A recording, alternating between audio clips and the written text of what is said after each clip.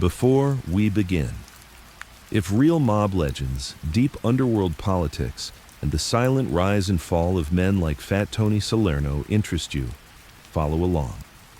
This isn't just a biography, it's a slow-burning journey through the backrooms, street corners, and power moves that shaped a hidden empire, one street at a time. You wouldn't have noticed him, not right away. A bulky old man sitting outside a candy store in Harlem, newspaper in hand, a fedora tilted just enough to shield his eyes. Nobody paid him much mind, except the FBI, his rivals, and half the damned 5 families. That man, Anthony Fat Tony Salerno, wasn't loud like Gotti or flashy like Scarfo. No headlines, no neon suits. But if you followed the money, if you followed the fear, you'd end up at his doorstep, or under it. The neighborhood still remembers the smell of roasting chestnuts on 115th Street, the hiss of buses at the corner, the thump of dice in alleyways where boys turned into gangsters before their voices cracked. That was Fat Tony's world. Concrete, whispers, cigars. Born August 15, 1911 to working-class Italian immigrants in East Harlem, Anthony Salerno was raised like thousands of other street kids, tight tenements, cold winters, and the kind of poverty that builds either saints or killers. He wasn't loud, but he watched. Always watched. He got his start the old way. Numbers rackets, protection jobs, dice games that never ended well for the house. By the 1940s, he was a soldier in the Luciano crime family, which would later become the Genovese family. He didn't chase limelight. He chased structure. He understood that real power whispers, it doesn't scream. They called him Fat Tony, not just for his size, but for his presence. He filled a room just by being in it. People lowered their voices around him, even capos. By the 1970s, he was the face of the Genovese family. Not the true boss. Vincent the Chin Gigante pulled the strings from behind a curtain of staged madness, but Salerno, he was the front boss, the shield, the man the world saw and feared, while the real power stayed in the shadows. But that's just the history. Now let me show you the man inside the myth. It was a cold morning in 1981 when Tony stepped into his Lincoln Town car, his thick fingers adjusting a gold ring that once belonged to a man who crossed him. The streets were wet with last night's rain. He rolled the window down a crack, letting the cold slap his cheek. He liked that. "Drive slow," he told Mikey, his driver. He wasn't in a rush. He never was. Up ahead, a man was waiting near a payphone, nervous, hands in his coat pockets. Tony spotted him without a word. He always knew when someone was about to talk to the feds. Their eyes darted too much, like flies. Tony nodded once. Mikey understood. They kept driving, but by nightfall, that man would never see the inside of a courtroom. Harlem was quieter now. Most of the old stores had shuttered, swallowed by new money or heroin. But Tony? He held on to his roots. That Palace Chop House on East or 115th, it was still his, still dimly lit, still thick with cigar smoke, still a place where $1-million orders were passed over grilled veal. He liked things that stayed the same. His suits, his roots, his enemies. But the world was changing, too fast for old wolves like him. Gotti was drawing heat with his loud mouth. RICO charges were stacking up like bodies. The feds were tired of circling the edges. And Tony, well, even kings get tired. He didn't sleep much in those days. Too many memories, too many faces. Some he missed, most he didn't. He'd sit in the dark, scotch in hand, listening to the city breathe. That's where our story starts. Not with gunfire, not with glory, but with a tired man in a silent room, wondering if all the blood was worth the crown. The first time Tony killed a man, it was raining. Not a movie scene storm with thunder and flashing lights, just a soft, relentless drizzle, soaking his shoulders, sliding down the back of his neck like cold sweat. He didn't want to do it, but he did it anyway. It wasn't personal. It was business. The guy had been skimming off the numbers rack. Not a lot, maybe a few hundred here and there, but that wasn't the point. In Tony's world, the first leak always turns into a flood. You patch it quick, or the whole thing drowns. He remembered the guy's face, not out of guilt, Tony didn't believe in guilt, but he remembered it like you remember a streetlight you always walk past. Familiar. Still. Pete the Wrench, they called him. Not because he was good with tool, because he broke people's hands for late payments. Tony told him to get in the car. Pete did. Nobody argued with Tony back then, not when he looked at you with those heavy-lidded eyes like a man already at your funeral. They drove to the docks. Tony said 5 words. You shouldn't have done it. Pete didn't beg. He just nodded. That was the only thing Tony respected about the guy. He knew he was already dead. He didn't make it ugly. Tony pulled the trigger once, clean, right behind the ear. The body dropped like a bag of wet laundry. Mikey helped dump it. The water swallowed Pete in silence, and Tony lit a cigar. That's how he did things. Quiet, simple, absolute. He never spoke about that night, never mentioned Pete again. But from that day on, the Genovese crew stopped skimming. Completely. They feared Tony more than they feared God. Because God might forgive you. Tony wouldn't. By the late 1950s, Tony wasn't just a soldier anymore. He was running Harlem's numbers racket, and it was pulling in millions. All cash, all quiet. The feds couldn't trace it, and even if they could, the local cops were already on Tony's payroll. Envelopes stuffed into glove compartments and lockers, no words exchanged. He bought buildings, laundromats, bodegas, not for profit, for control. Every inch of the neighborhood was either his or soon to be his. He didn't bark orders. He just walked into a place and nodded. That was enough. He moved like gravity, slow, heavy, and impossible to ignore. But success came with shadows. One of them was named Frankie Bellomo, a skinny, twitchy kid from Brooklyn with too much ambition and not enough brains. Frankie thought Tony was old school, too slow, too cautious.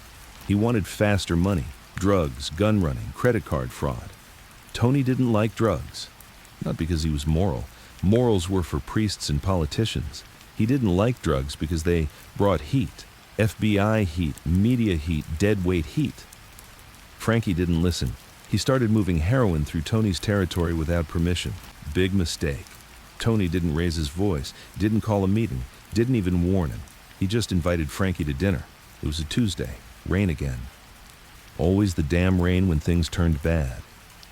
Tony wore a gray suit, no tie. Cigar resting between his fingers like a question.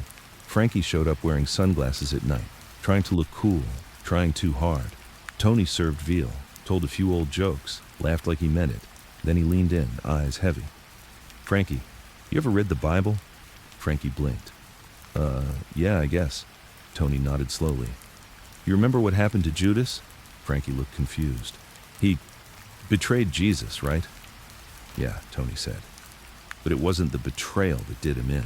It was the part where he thought he was smarter than the man he was sitting next to.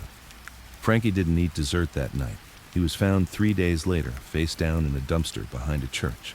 The message was clear. You don't run drugs through Fat Tony's streets. Not even if you think he's too old to notice. Tony aged like old leather, worn but tougher with time. He stopped doing the small stuff. No more drop-ins, no more street collections.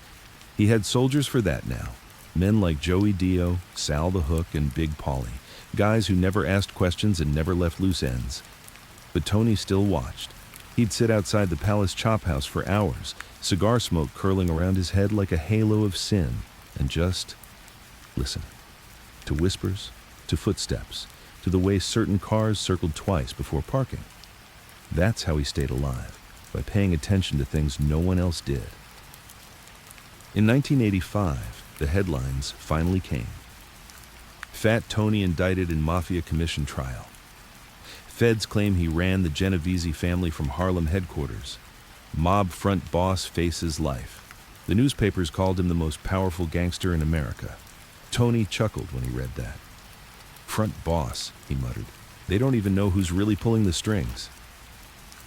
He wasn't lying. The real boss was Vincent the Chin Gigante, a lunatic genius who wandered Greenwich Village in a bathrobe, mumbling to himself to dodge indictments. And it worked. While the world focused on Tony, the Chin moved in silence. Tony didn't mind being the shield. He was built for it. He could take the heat, the spotlight, the prison sentence. What he couldn't take, what truly haunted him, was how quiet things became after. Prison wasn't new to him, but this time, it felt different. He was 74. His bones hurt in the cold. The concrete cell echoed in a way that sounded like regret. The guards were kids. Most of them didn't even know who he was. Just another fat old man in a federal jumpsuit. He still had power, still gave orders, still got respect from inmates and COs alike. But at night, when the hallway lights buzzed and the silence pressed in, Tony would close his eyes and see Pete the Wrench's face. Not bloody, not angry, just still. Like a question he never wanted to answer. He thought about all the guys who were gone. Joey Dio, shot in a parking lot. Sal the Hook, flipped, then vanished. Big Paulie, dead of a heart attack with a 19-year-old mistress in Jersey. All of them had bled or betrayed, one way or another. Tony was still here. But was that victory or punishment? He wrote letters. Not many. Just to his nephew Nicky, who was trying to stay clean, run a legit business in Staten Island. A deli. No gambling, no bookmaking, just sandwiches and sodas. Tony respected that. He knew Nicky could have gone the other way. The blood was in him. The name carried weight. But he chose peace. That made Tony proud, even if he'd never say it. In his last letter, Tony wrote, "Don't let 'em pull you in, kid. They'll shake your hand and stab you with the other. This life only looks pretty from the sidewalk. Inside, it's just smoke, money, and blood." By 1992, Tony was dying. Slow. Like everything else in his life. His health collapsed behind bars, strokes, high blood pressure, diabetes. He stopped smoking. Not by choice. Just couldn't breathe right anymore. He slept most days. Light, fitful sleep. No dreams. Just the soft hum of memory. Sometimes he'd wake up thinking he was back on 115th, waiting for the streetlights to flicker on. But it was just the prison lights buzzing above him.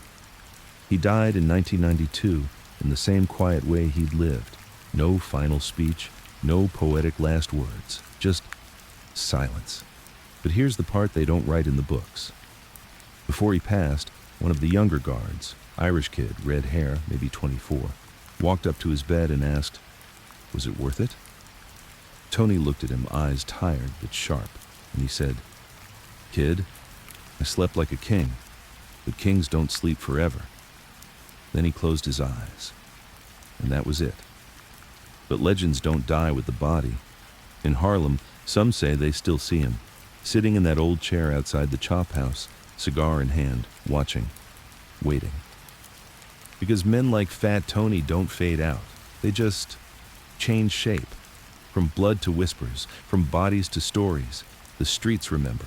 Before the fedora, before the cigars, before the name, there was just Tony. A boy with broad shoulders, slow eyes, and a father who called him Antonio, only when he was mad. Back in East Harlem, 1923, the city was made of brick, ash, and hard work. You didn't dream in those streets. You survived in them. Tony's family had come from Catania, Sicily, 2 decades earlier. His father worked in a bakery 6 days a week, 12 hours a day. His mother stayed home, always tired, always cooking, always praying that none of her boys would get pulled into the streets. She knew the streets had teeth. And Tony, he didn't fear teeth. He fed them. He was 12 when he learned what money smelled like. Not the clean paper sent from banks, but the greasy, smoky smell of rolled bills pulled from a bookie's jacket pocket. His older cousin, Vito, used to collect numbers from the neighborhood. Old ladies, janitors, store owners, all of them threw down $1 on the daily draw. Tony watched from the alley behind the fish market. He saw the way they handed Vito their money like it was communion, not gambling. Vito always smiled, always counted fast, and never looked scared. One day, Tony asked, "What happens if they win?" Vito lit a cigarette, exhaled slow. "Then I pay them, or make sure they stop playing." Tony nodded. That was the moment the world cracked open for him. Not just the money, but the structure, the unspoken rules, the system behind the noise. Tony dropped out of school at 14, not because he was dumb. He was smarter than the priests running the place, but he hated being told what to do by men who couldn't hold their own on the sidewalk. He took a job sweeping the back room at La Stella Social Club on 113th Street. It wasn't much, just smoke, stale coffee, and yelling Sicilian men with thick hands. But it was the heartbeat of the neighborhood. Men came in worried and left quiet. Some came in twice. Nobody came in 3 times. Tony swept the same spot every night, quiet, slow, always listening. He learned the rhythm, who paid who got taxed, who disappeared, and more importantly, he learned when to speak. It was in that back room that he met Charlie the Jew Lanza, a mid-level enforcer for the Luciano family. The name didn't match the face. Charlie wasn't Jewish. It was a nickname from a bad poker night and an even worse loan shark deal, but everyone called him that. And Charlie? He liked Tony. "Kid," he once said, watching Tony stack chairs, "you got the kind of eyes that don't blink much." Tony shrugged. "Helps when there's dust in the air." Charlie laughed hard. He offered Tony a job the next day. Not sweeping. Collecting. Tony's first shakedown was a tailor named Mr. Basilico, a small, proud man who thought paying street tax was beneath him. He owed $75. Tony walked in alone, 17, wide in the chest, calm like a man who'd done this 100 times. "I need the 75, he said, fingers drumming the counter. Basilico scoffed. "You tell your bosses I don't pay little boys in wool coats."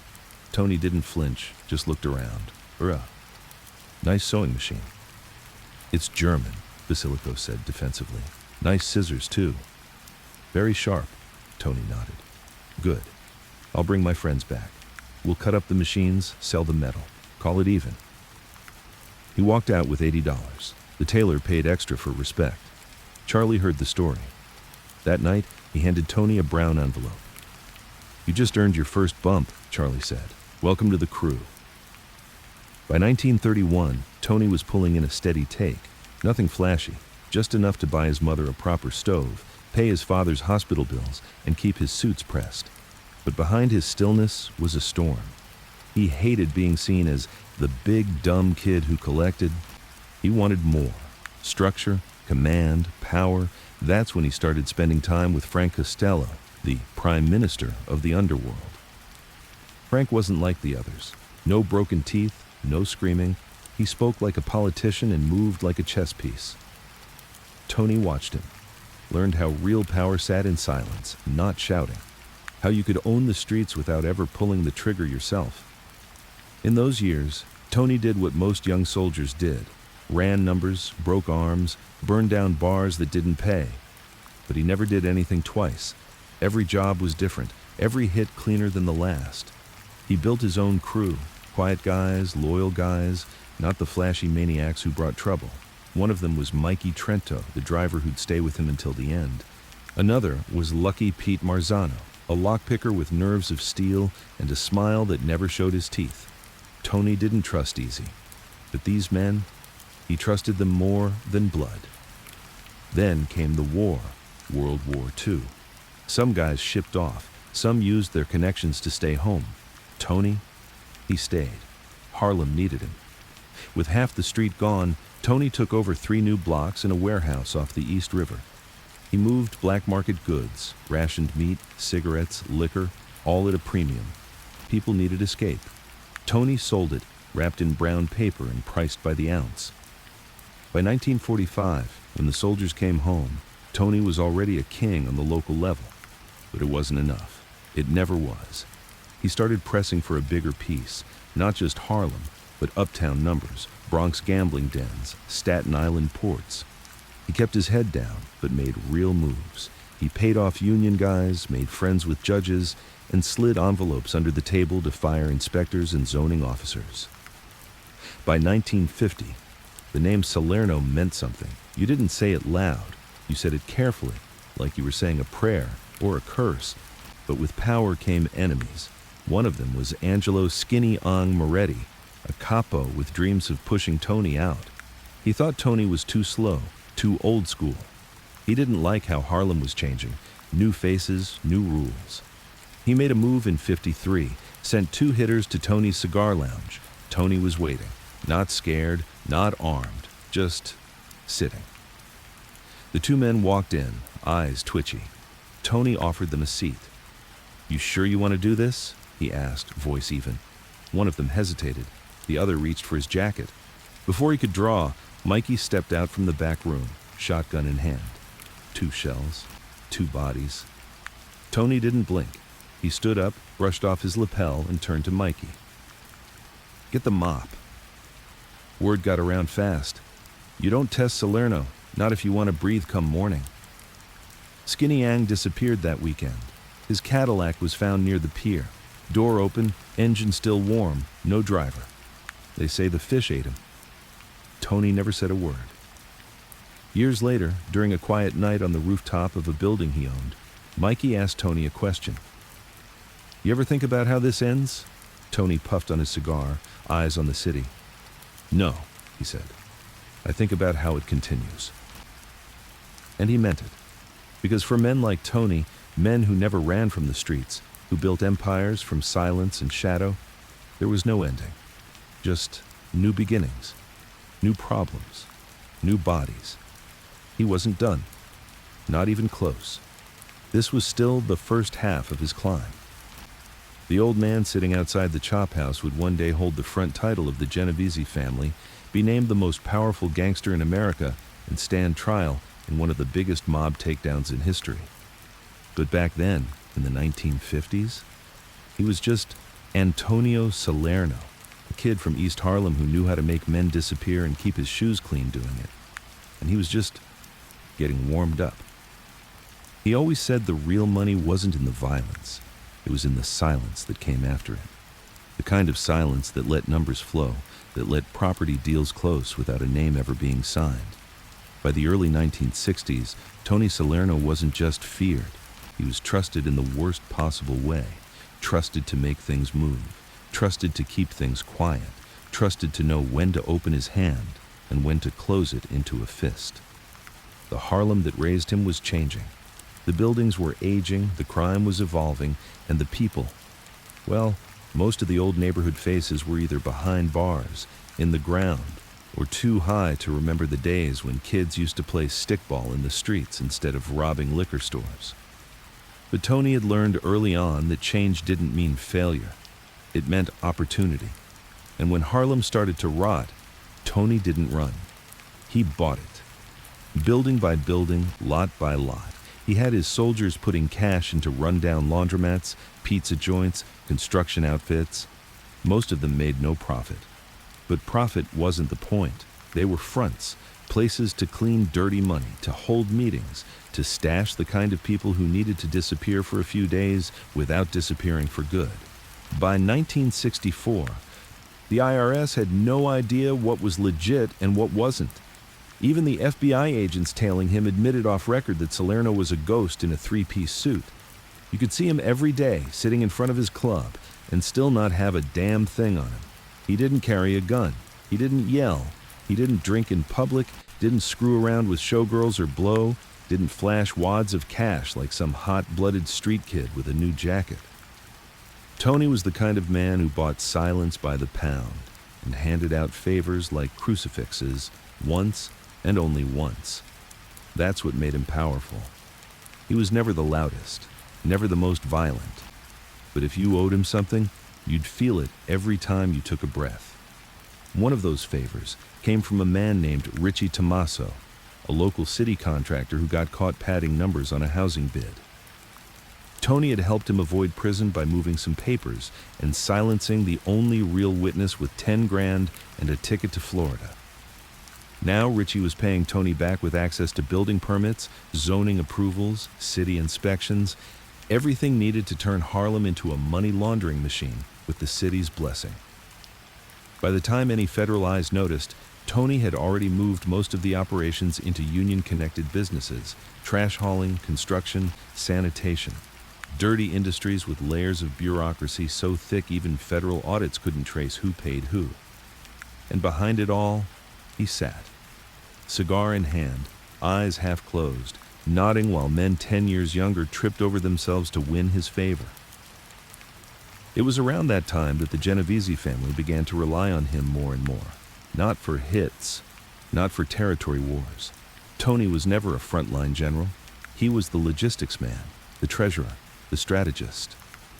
When Gigante began to lose faith in his flashier capos, it was Tony who stepped in to stabilize the operations. Slowly, quietly. He had a way of making you feel small even when he said nothing. One look, and you knew if you had a future or a funeral coming. Most of the family's hierarchy was shifting during those years. Vito Genovese had died in prison. Frank Funzi Thierry was fading, aging, and barely able to control his guys without help. And Gigante, the chin, was already faking mental illness to stay off the radar, leaving Tony as the public face, the one the press could point fingers at while the real boss muttered to himself in a bathrobe on Sullivan Street. It was Tony's idea, actually, to act as a front. He didn't mind taking the heat, better him than Gigante. The arrangement worked perfectly. The FBI thought they had the boss in their sights, and Tony kept the spotlight away from the real power. In return, Gigante let Tony run the money rackets like they were his own, which they were, in all but name. But power like that comes with a price, especially when it's not completely yours. Even with all that money, all that influence, Tony still had to walk the line. Gigante was paranoid, and as much as he trusted Tony, he didn't want him getting too big, too beloved, too independent. So the respect Tony got came with invisible strings. He could move the crew's money, but not name new captains. He could authorize a beatdown, but not a hit. If someone needed to disappear, it had to go through the chin. Always. Tony didn't mind. Not at first. He was too smart to push when the money was good and the peace held. But he never forgot who he was, and he never forgot what it would take to break free of the leash. It was a long game, one that required patience, loyalty, and a kind of cold-blooded awareness most men didn't have the stomach for. He watched men like John Gotti, loud and hungry, race to the top and then burn up like gasoline. Tony was different. He didn't burn. He simmered. Still, there were days he wondered if it was all worth it, like the night he stood in front of a warehouse on the edge of the Bronx River, watching his guys unload trucks full of counterfeit cigarettes. The moon hung low and yellow, and the water smelled like oil and rust. One of his crew, a kid named Eddie, was making jokes, laughing loud, throwing boxes like they were feathers. Tony stared at him a long moment, just stared. The kid went quiet. "You want to live past 30?" Tony asked calmly, cigar smoke drifting from his nose. "Yes, sir." "Then shut your mouth." Eddie nodded fast, didn't speak again that night. Tony didn't yell. That wasn't his way. But he had an instinct for weakness, for ego. The kind that got men killed. He didn't tolerate it. Couldn't. Not when the whole operation depended on discretion, precision, discipline. He left the warehouse early that night, back to his brownstone in Pelham Parkway. Sat in the dark, scotch in hand, listening to the old jazz records his mother used to hum along to while she cooked. He missed her sometimes, the way she could tell when something was wrong just by how he walked in the door. The way she could make a pot of sauce taste like peace. But those days were gone. Now all he had was routine, and memory, and power, of course. But even that was starting to feel heavy. He was approaching 60, still sharp, still capable. But every now and then, he'd catch himself staring too long at his hands. The veins looked more pronounced, the skin thinner. Sometimes he couldn't light a cigar on the first try. Small things, but they stuck in his head. Because a man like him didn't get to retire. Not in this life. You either died at the top, or you got thrown in a cage and watched the street forget your name. He made peace with that. Or thought he had. But something was shifting. The feds were circling tighter. A few of his runners had gotten picked up in a gambling sting and weren't holding as firm as they should. One even asked for a lawyer without checking in first. A subtle betrayal. Not loud enough to make a move on, but enough to notice. Enough to keep an eye on. And then there was the money. Too much of it. That's the irony of the game. At first, all you want is to get paid. Then you're drowning in cash, and the problem becomes where to put it without drawing attention. He had stashes in dry cleaners, pizza joints, even a church donation box that Father Luca let him control in exchange for remodeling the roof. It was a good problem to have, until it wasn't, because big money attracts big heat. And Salerno, for all his silence, knew the walls were starting to breathe. He wasn't panicking. He didn't do panic. But he started carrying 2 cigars instead of 1. Always had a second jacket in the car. Began memorizing the names of the newer FBI agents, not just the ones he'd seen for years. And more than anything, he started listening again. The way he used to as a kid, broom in hand, ears sharp, mouth shut. Because the only way to stay ahead of the fire was to smell the smoke before anyone else noticed. He was preparing. For what, he didn't say. Not to Mikey, not to Nicky, not even to the chin. But something was coming. And Tony Salerno had lived too long, climbed too high, and buried too many people to pretend otherwise. The next chapter of his life wouldn't be built with bricks or bullets. It would be built on who blinked first. And Tony didn't blink. Not anymore. It started with a tap on a phone line, a whisper caught in static, one small sentence from a man no one even suspected. That's how the whole thing cracked open. That's how the commission case began. By the early 1980s, Fat Tony wasn't just a name. He was a wall of power between the Genovese family and the eyes of the law. A front boss, yes, but not just for show. He carried the weight, he took the heat. He played the old school role so well, even most guys in the game forgot he didn't write his own rules anymore. And it worked. For a long time. But time always runs out in this life. Either a bullet or a badge comes for you. For Salerno, it wasn't a bullet. It was a building in Hell's Kitchen, rigged with more listening devices than a CIA embassy. The feds called it the Palace Tap.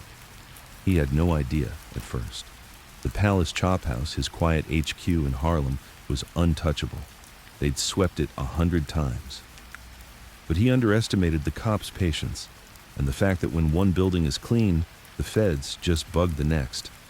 They'd flipped a guy from the Colombo crew, a mid-level earner who had no clue what kind of Pandora's box he was opening. The feds didn't care about him. They used him to get closer to meetings, especially the ones that mattered, and that's when Salerno's name started coming up.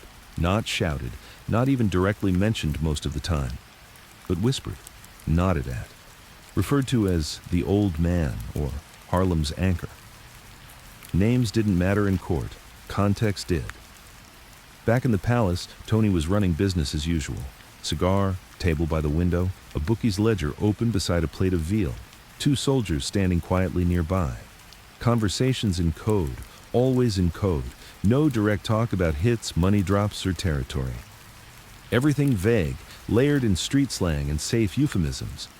But patterns emerged. The feds started noticing dates, matching vehicle movements, following handoffs. Slowly, over weeks, they mapped the web. And Tony? He sat in the center like a king spider, unaware of the flame crawling up the strands. Around this time, Vincent the Chin Gigante pulled deeper into his madness act. Bathrobes in public, mumbling to parking meters, pretending not to know his own name. He was playing the long game, and it was working. Doctors, neighbors, even judges were questioning whether the guy could tell up from down. Tony never liked it, he understood it, but he didn't respect it. He came from a different breed, the kind of man who stood up in court and didn't flinch. Still, he kept up the arrangement, took the spotlight. Handled the public heat, made the bosses comfortable in the dark. He knew he was being used, but he preferred it that way. Let the wolves chew on him while the real power moved untouched. Except the wolves were growing teeth sharper than anyone expected. By 1985, Salerno had built one of the most profitable numbers operations in the country. Some weeks, the Harlem racket brought in $1 million or more in untaxed, untraceable cash, laundered through barbershops, parking garages, vending machines. He had bagmen with routes mapped like blood vessels, picking up envelopes from old women who still played the same 4 digits they'd bet since 1967. To the feds, this wasn't just organized crime. It was a parallel economy, and they wanted blood for it. They started talking RICO, not just a few counts, the whole commission. They weren't after foot soldiers or street-level pushers anymore. They wanted bosses, all of them. Fat Tony, Gotti, Carmine Persico, Lucchese guys. even the chin, if they could ever prove he was faking. They called it the Mafia Commission Trial, and it would become one of the biggest organized crime prosecutions in American history. Tony first heard the whispers one night from a crooked parole officer who owed him a favor. The guy showed up at the back of the chop house, shaking like a junkie in withdrawal. "They're stacking something big," he said, eyes darting. Tony nodded once, just once. "How big?" "They're calling it biblical." Tony didn't flinch, just leaned back and lit a fresh cigar. "Then I hope they bring a priest." But behind that calm, he started moving pieces, fast. Old books were burned. Street collectors replaced. Front businesses folded and reopened with new names, new managers, new fake ledgers. He pulled out of Staten Island entirely, shut down 3 gambling dens in Queens, froze 4 bank accounts he'd opened under dead cousins' names. It wasn't about panic. It was about weatherproofing. He knew storms didn't ask if you were ready. Still, he didn't see it coming this hard. On February 25th, 1985, it happened.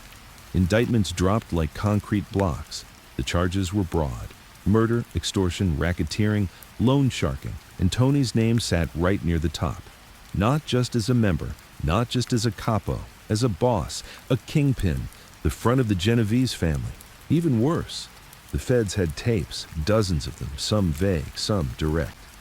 One in particular, Tony discussing the handling of territory disputes with Lucchese representatives, was enough to paint him not as an old man playing cards, but as a man helping to govern the entire 5 families.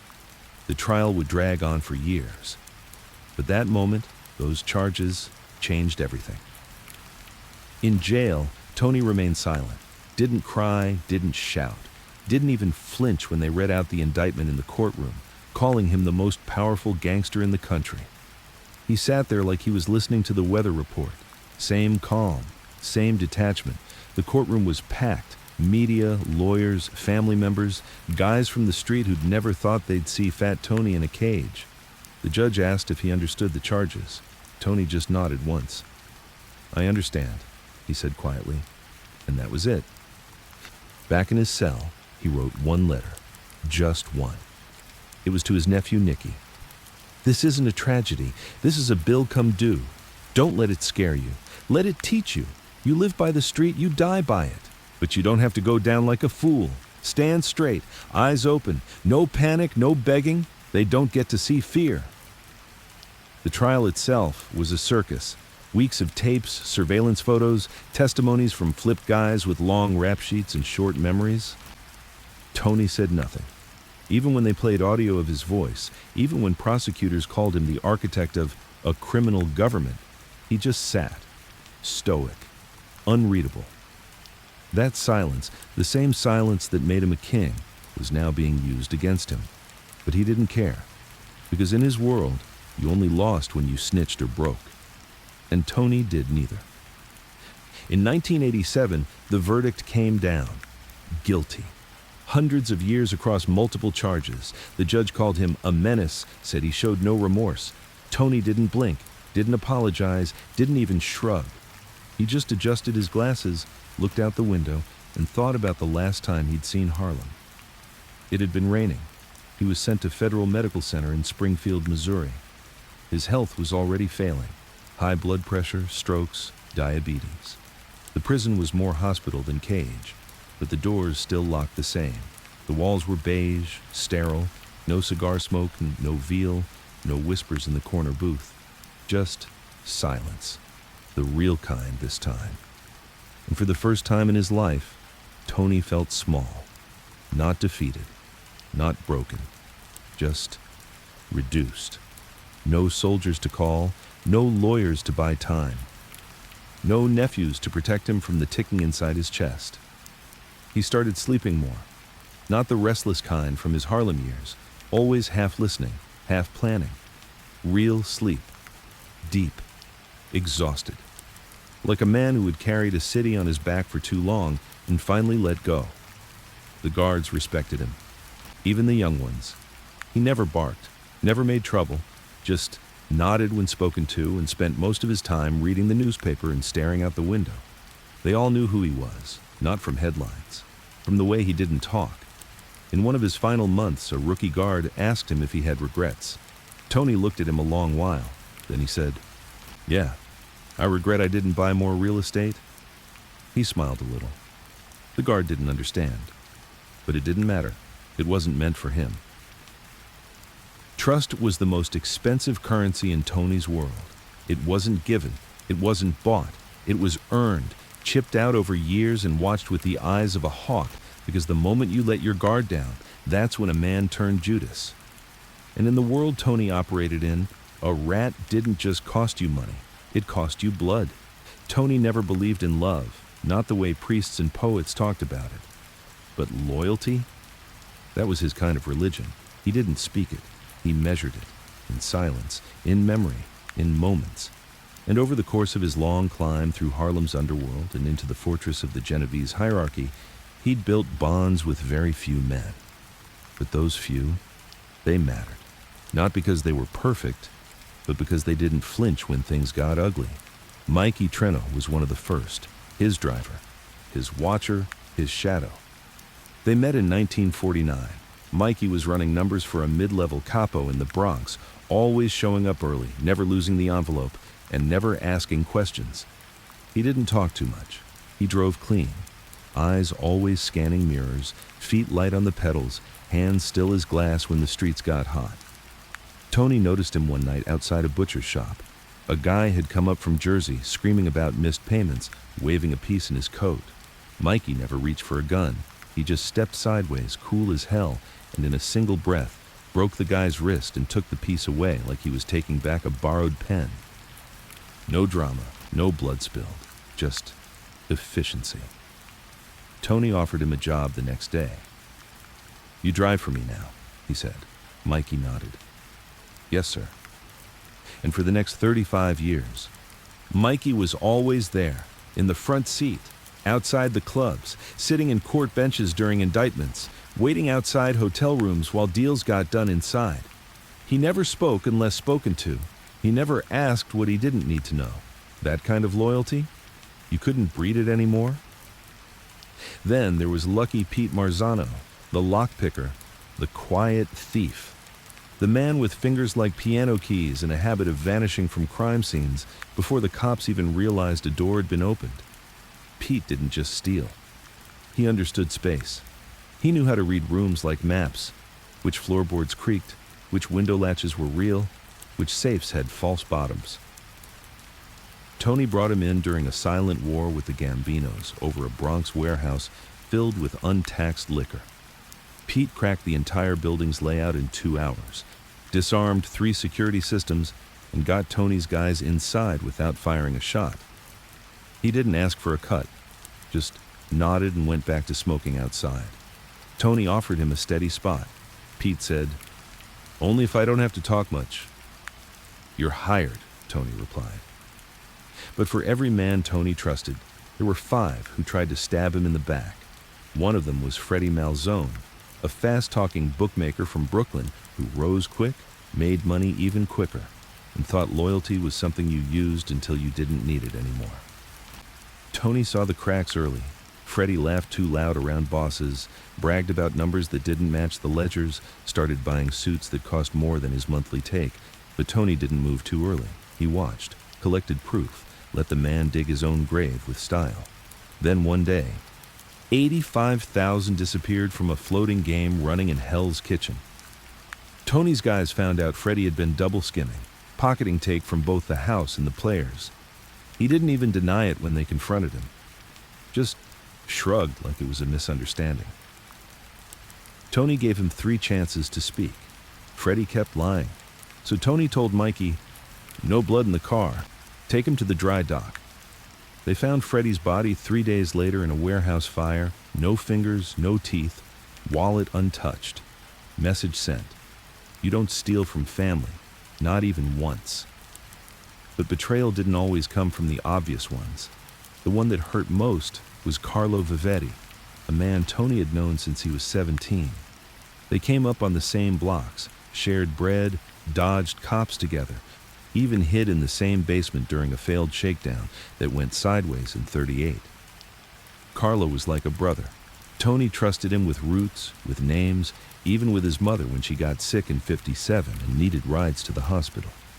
But Carlo had ambition in his blood and fear in his bones. By the early '70s, he'd started talking to a federal task force through a lawyer, passing tips for reduced sentences on his brother's drug charges. Little tips at first, nothing major. Drop locations, shipment times, things that wouldn't set off alarms. Until one day, a crew got clipped on a routine pickup, ambushed by ATF agents with perfect timing. Tony knew instantly. Only 3 people had the schedule. Carlo was one of them. He didn't confront him in anger. That wasn't Tony's way. He invited him to dinner, like old times. Same red sauce, same wine, same music playing low from the jukebox in the back.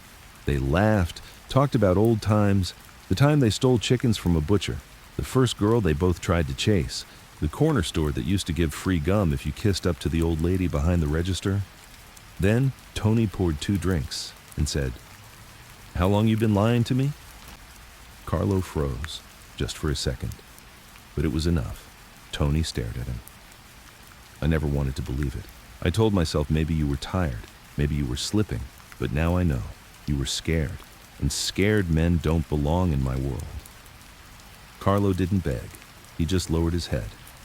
"I didn't want it to be like this," he said. "It never is," Tony replied. The glass shattered when it hit the floor.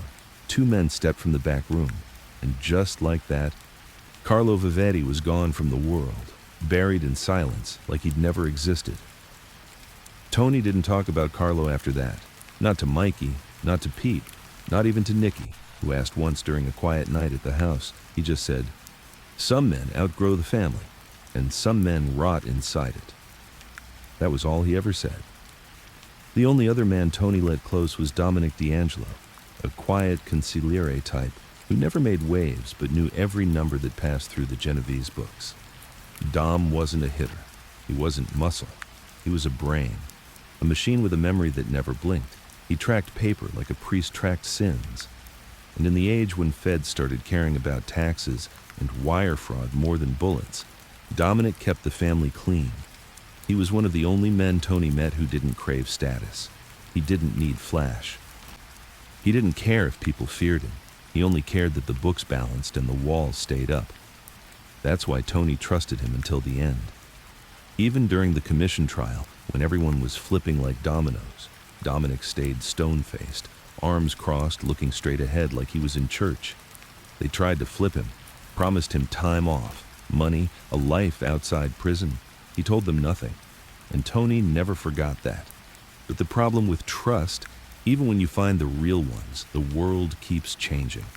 And the new generation, they didn't understand the old rules. They grew up watching Gotti on TV, flashy suits, nightclubs, cameras, big mouths, and fast money. Tony hated that. He called them the mirror boys, too busy looking at their own reflection to see the knife behind them. They didn't care about quiet. They didn't understand fear that didn't need to raise its voice. They thought respect came from violence, not restraint. And as Tony watched this new breed rise, he realized something that stung more than any bullet. The life he built was fading, not just the men, but the meaning. What he lived for, the discipline, the silence, the slow and brutal order, it was being replaced by chaos with a gold chain. In his last few years, even in prison, Tony kept a small list in his head. The men he trusted, the ones who never flinched, Mikey, Pete, Dominic, a few others. He didn't have photos, no memorials, just memories, conversations. He'd close his eyes at night and run the list again, over and over, not to hold on, but to remember that for all the rot in the world, there were still men who understood, who stood tall, who never blinked. They never said it out loud, not once, not in court, not in passing, not even in whispers between allies who trusted each other with their lives. But everyone knew the truth. Tony wasn't the real boss, not of the Genovese family. He was the front, the face, the decoy, the man in the fedora who the feds pointed at, while the real boss, Vincent the Chin Gigante, wandered the sidewalks in a bathrobe, muttering nonsense and pretending not to know what year it was. It worked. Oh, it worked beautifully. Too well, in fact. And in that perfect performance, Tony sat right in the middle, a king on the throne with no crown and no scepter. He agreed to the setup because it made sense. Back then, it was tactical. A way to shield the family's true leadership from the growing eye of federal pressure. Gigante needed someone seasoned, someone who could sit in the line of fire, hold his ground, and never crack under the weight. Tony was that man. No question. But even iron bends with time. And by the mid-1980s, Tony had been carrying the burden of another man's power for too long. The deals he wasn't allowed to finalize, the captains he couldn't promote, the decisions he couldn't make without checking in first with a man playing a lunatic to duck subpoenas. And it wasn't just business. It was personal. It was insulting. It started subtly. Tony noticing his instructions being questioned, not by the underlings, but by the lieutenants loyal directly to Gigante. That's not what the Chin wanted. We need to check with downtown first. Vinny might not like that call. And Tony, the man who had bled for the family, shielded it from Rico, bankrolled its structure, sat quietly and nodded. For a while. But the rage built like coals under ash, slow, hot, waiting for a breath of air to ignite it. He never said a bad word about Gigante, not in public, not even in private unless he was alone with Mikey.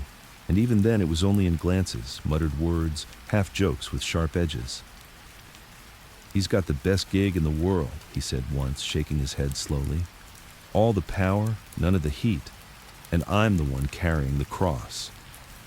Mikey didn't reply, just kept driving. But he understood. Everyone did. The thing is, Tony wasn't a puppet. He let people believe he was, sure. It was the role, the act, the shield. But behind closed doors, he still ran the money. He still kept the books moving, still handed down quiet warnings, still held meetings with capos who knew better than to disrespect him. But there was a ceiling. One he could feel pressing on his head every time he tried to do something without a phone call to the village. And that ceiling felt tighter every year. He never wanted to be boss for the glory. That kind of thinking was for loudmouths like Gotti, who wore $3,000 suits and gave TV interviews like he was a movie star. Tony hated that garbage. No, he wanted to be boss because he had earned it, brick by brick, body by body, move by move. He had outlived better men, built more business, stashed more cash, held the line when others ran. He watched empires rise and fall, and still stood at the chop house window with a cigar between his fingers, nodding at the street like it owed him rent. And now he was answering to a man who talked to mailboxes. It wasn't just pride. It was danger. Because as long as he was the face, he was the one they'd come for. The one the feds would wiretap. The one the rats would name. The one who'd rot in a cage while Vincent the Chin giggled in his slippers and talked to God through traffic lights. Tony knew the game. He just didn't like the way it had tilted. One of the worst moments came in '84, just before the commission indictment started heating up. Tony had arranged a major construction bid through a city contact. It would have funneled millions in concrete work to Genovese-controlled unions, a quiet windfall. He greenlit the plan, got the paperwork moving. Had 3 capos lined up to collect on the back end. Then, the call came from Gigante's people. Cancel it. No explanation, no negotiation, just kill it. Tony sat for hours in silence after that, not because of the money. It was never about the money. It was because he hadn't even been consulted. That night, sitting in his study, lights low, the city humming in the distance, Tony finally spoke to Mikey. "Do you think I'm a joke to them?" Mikey, pouring a drink, hesitated. "I think they know who's been bleeding for them," he said carefully. Tony nodded. "But they don't care, do they?" Mikey looked at him for a long second. "No, I don't think they do." He thought about making a move, more than once. Thought about calling in his closest captains, guys who answered only to him, who respected what he built, who would follow him even if it meant war. He could have done it too. Not a coup, not something sloppy or loud, but a shift, a quiet restructuring. Move the money elsewhere, freeze certain operations, close a few key loops. Let Gigante feel the cold grip of silence for once, but Tony didn't, because he knew how that ended. War, blood, fracture. The Genovese family was too big, too profitable, too sacred to risk tearing apart for ego. And for all his resentment, Tony loved the family more than he loved himself. So he swallowed it. Every insult, every reminder that he wasn't the boss, every whispered comment from newer guys who thought he was just the old frontman in the suit. He swallowed it all. And in doing so, he protected the thing that mattered most, the structure. But that didn't mean he forgave it. He carried that betrayal like a rock in his gut. Not rage, not revenge, resentment. A quiet bitterness that never got loud, but never let go. He once told Pete Marzano during a quiet night playing cards, "Being used is fine, until they forget to say thank you." Pete didn't reply. He just shuffled slower. By the time the commission trial came knocking, Tony knew he'd be the sacrifice. They needed a face, a boss, a man to hang the charges on. The chin was too crazy to try, and the rest were either buried or too insulated. So they took Tony, put his picture in the paper, labeled him the most powerful mobster in America. He didn't laugh, he didn't cry. He just muttered, "I hope they tell Gigante to send flowers." In Springfield, sitting in a cell, reading newspapers that still called him the head of the Genovese family, Tony understood one thing more clearly than ever. Power without freedom is a prison, and he'd been locked in long before the bars ever shut. They let him wear the suit, but they took away the choices. They gave him the crown, but not the keys. And now, rotting from the inside out, his health failing, his voice weaker, he realized the thing he feared most wasn't death. It was being forgotten for the wrong reasons, remembered as a decoy, a tool, a name to take the fall, but never the man behind it all. He made peace with it, eventually, but in his final weeks he asked for a chessboard. Not to play, he hated the game, but he kept it near him, as a reminder. Every piece on the board had a role, even the king. But in the end, it was always the pawn who got sacrificed first. And that's who he'd been. A pawn dressed like a king. Only no one had the balls to tell him until the cage door slammed. There's a silence in prison that doesn't exist anywhere else. Not the kind you find in a church, not the kind on the streets at night. Prison silence is thick, like the air doesn't want to move. It wraps around your chest, makes every breath feel like you're stealing something. It's the kind of silence that eats away at men, one day at a time. Fat Tony didn't fear that silence. He'd lived with it long before the cell doors clanged shut. But in the stillness of those final years, sitting in a beige-painted room in a medical wing with thin cotton sheets and a window that faced nothing but brick, the weight of time finally caught up with him. Not time in hours or years. Time in the form of faces, regrets, names, people he remembered, people he buried, people who helped build the empire, and those who tried to burn it down. He kept a notebook, though he never let anyone see it. No names, no maps, no hits, just memories. Written slowly, his handwriting shaky from the effects of a minor stroke he'd had back in '91.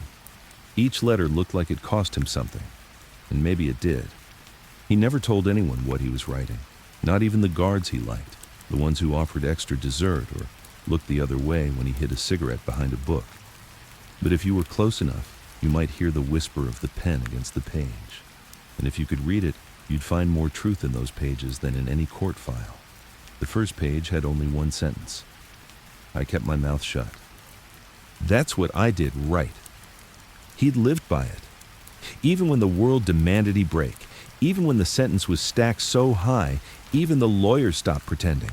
He never rolled, never talked, never gave them what they wanted. Because to him, a man's word wasn't just his bond, it was his soul. But beneath that pride, there were regrets. Plenty of them. He didn't talk about them out loud. That would have been weakness. But he thought about them every night, staring at the ceiling tiles that all looked the same. His mother. He hadn't visited her grave since the '60s. He'd paid for the plot, the stone, even the marble bench beside it. But he never went back after the funeral. He told himself it was because he didn't want to bring heat. that people were always watching. But the truth? He couldn't look at her name in stone and pretend she'd be proud, not after what he'd become. She raised him to be strong, not cruel. She prayed every day that her son would grow old with clean hands and a quiet conscience. Instead, he grew up feared, powerful, and stained. She died not knowing how many men her son had ordered into the ground, and he died never telling her. Then there was Nicky, his nephew, the one kid in the family he thought might stay clean. He tried to keep Nicky out, paid for his deli, covered the first 3 months of rent, bought the refrigerators himself, told him to never take investment offers from men in suits, no matter how friendly they looked. And Nicky listened, for a while. But the streets have gravity. Eventually, some goon walked in with cash and smooth talk, offered to help with payroll. Nicky didn't even realize he'd stepped in the mud until it was up to his knees. Tony found out when a crew from the Lucchese family tried to collect on Nicky's business for some trumped-up debt. He made one call. Just one. A week later, the Lucchese collector was missing, and Nicky's deli was safe. But Tony never spoke to him again after that, because once you let someone pull you back in, you're part of it, whether you like it or not. And Tony couldn't bear to watch the only good kid in his bloodline turn into another name in his book. He also thought about Vinny Spano, his childhood friend from East Harlem. The one kid who used to dream about being a school teacher, not a gangster. They used to sit on fire escapes, eat roasted peanuts, and talk about the world outside the block. Vinny joined the Navy at 19, got out, got a job as a postal clerk, married a Dominican girl, and moved to Queens. In 1973, Vinny came to visit Tony, wanted help with a cousin in trouble. Loan sharks, bad debts. Tony handled it. A year later, Vinny disappeared. They never found the body. Word on the street was he'd been wearing a wire. Tony never confirmed it, didn't want to. But he remembered their last conversation, how Vinny had looked nervous, how his smile was off, how he didn't touch his wine. Tony gave the nod anyway, even though a part of him wasn't sure, even though a part of him didn't want to be right. He told Mikey later that night, sometimes the street don't give you the luxury of knowing. He thought about Father Luca too, the only man in a collar who never judged him. Luca had grown up in the neighborhood, knew who Tony was, knew what he'd done, but he never looked down at him, never tried to save him, just offered quiet conversations and a place to sit when things got heavy. Tony once gave the church a full roof renovation and never asked for anything in return.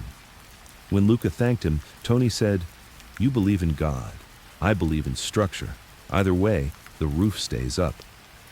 That was the last time they spoke. Luca died in '89, heart attack during Mass. Tony cried that night, just once, quietly.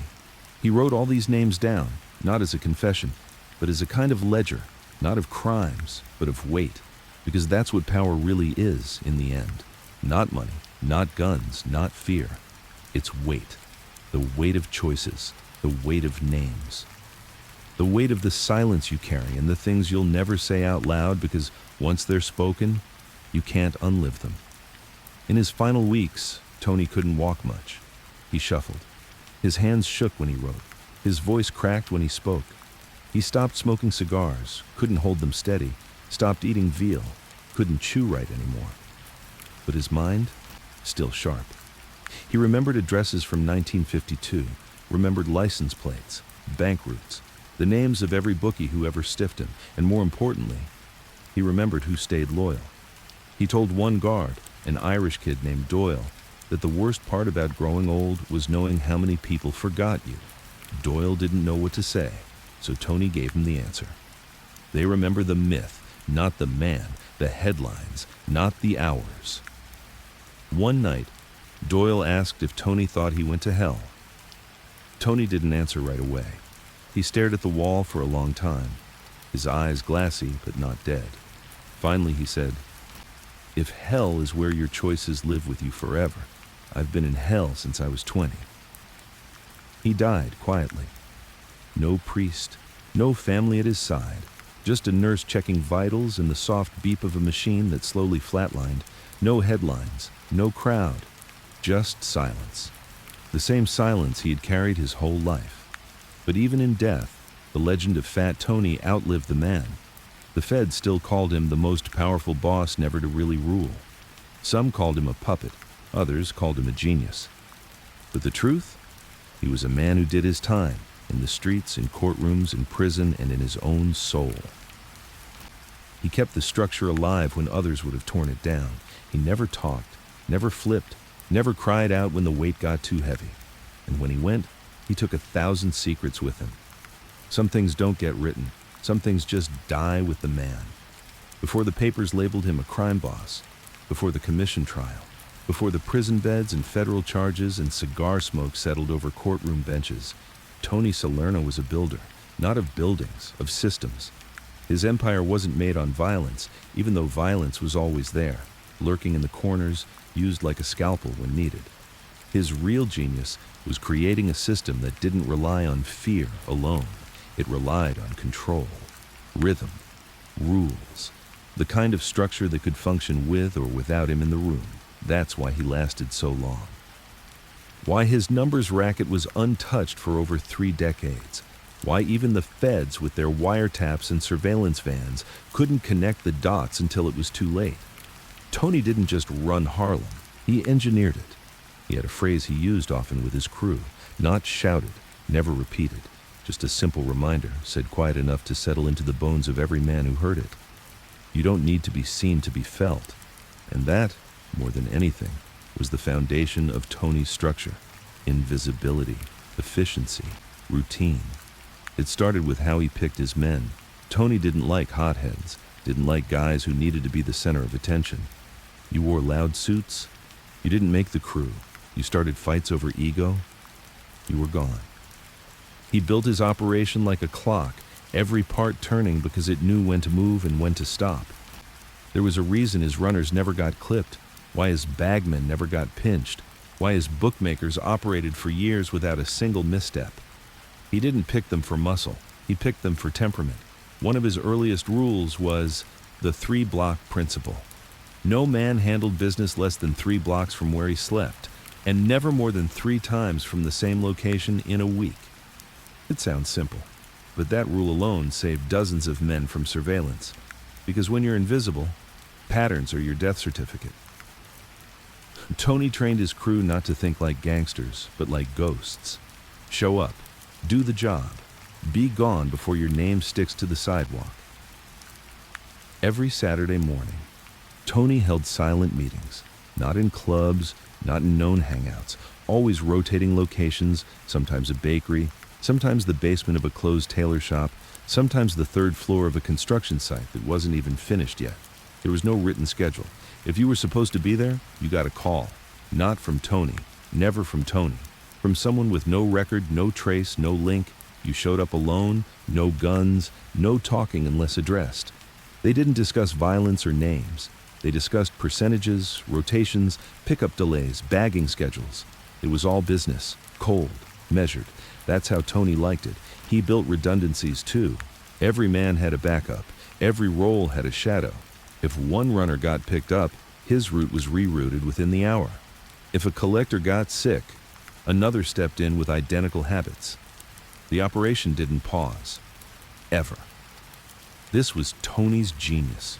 Most guys built empires around themselves. Tony built one that could function without him. Because he knew the moment you became irreplaceable, you became a target by your enemies, or worse, by your own crew. He structured communication like a web. No one ever had direct access to more than 2 other links. That way, if someone got pinched, they only had 2 names to give up. Most of the time, those names were aliases anyway, nicknames, street codes. Even his captains didn't know the full layout. Only Tony held the whole map, and he never wrote it down. Money moved the same way. You didn't hand Tony cash, you dropped it.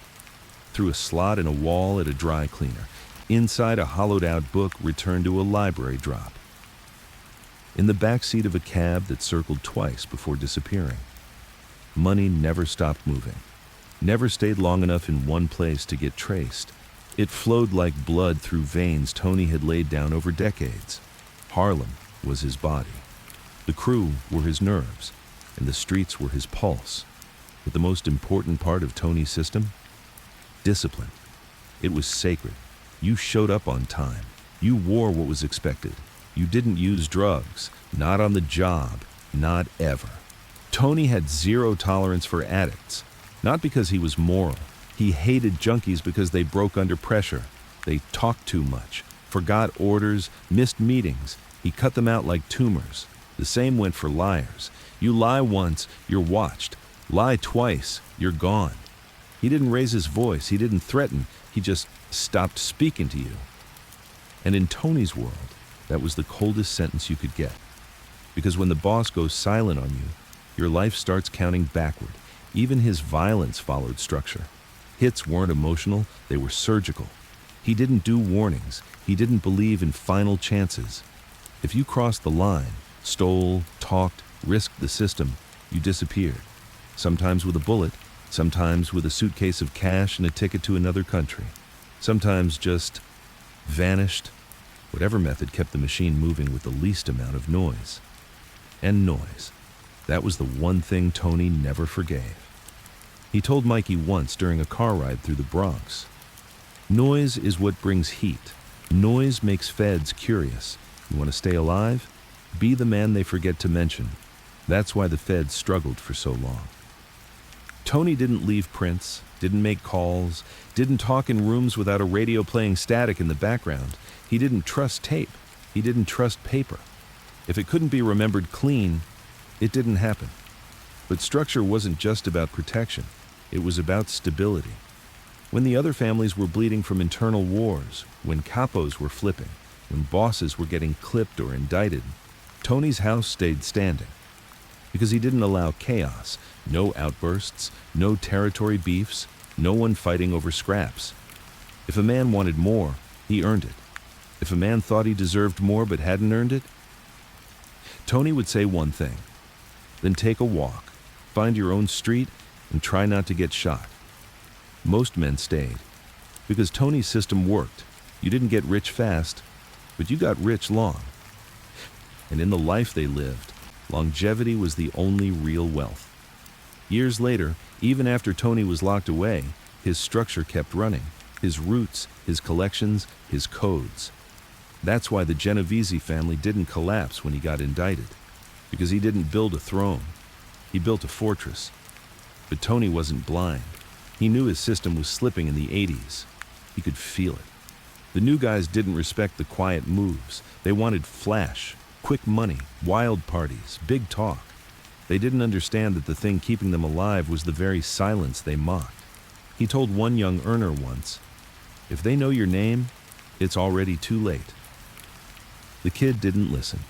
2 months later, he was on the front page, face down on a sidewalk, bleeding from the neck. Tony didn't mourn him. Just looked at the paper and said, "That's why you follow the rules," and then tossed it into the trash. In the end, Tony knew the machine wouldn't last forever. Nothing does. But he took pride in knowing that for nearly 40 years, while other crews fell apart, while bosses rose and got gunned down, while federal cases stacked up like bricks, his operation ran clean, smooth, and profitable. He wasn't the loudest, wasn't the most feared, but he was the most disciplined, and in that discipline, he found control. And in that control, he found something most gangsters never do. Peace. People always asked, not out loud, not to his face, no one dared. But they asked in whispers, in hallway glances, behind hands over coffee and cigars. Why didn't Tony ever marry? A man like that. Money, power, property, silence, a king. Why no wife? Why no kids? Why no Salerno name stamped into the next generation like the others? They said maybe he was hiding someone. A woman on the side, a child no one knew about. They said maybe he couldn't have kids. Or maybe, they whispered, he was just too cold, too calculated, too wrapped up in empire building to ever let someone close enough to be real. The truth? He chose the void. On purpose. Because Tony knew better than most that love was a weakness in his world, a vulnerability, a soft spot that bullets and betrayals always found first. But that didn't mean he never felt it. There was a girl once, Elena Russo. She had that old world beauty, thick black hair, dark eyes that held questions she never asked out loud.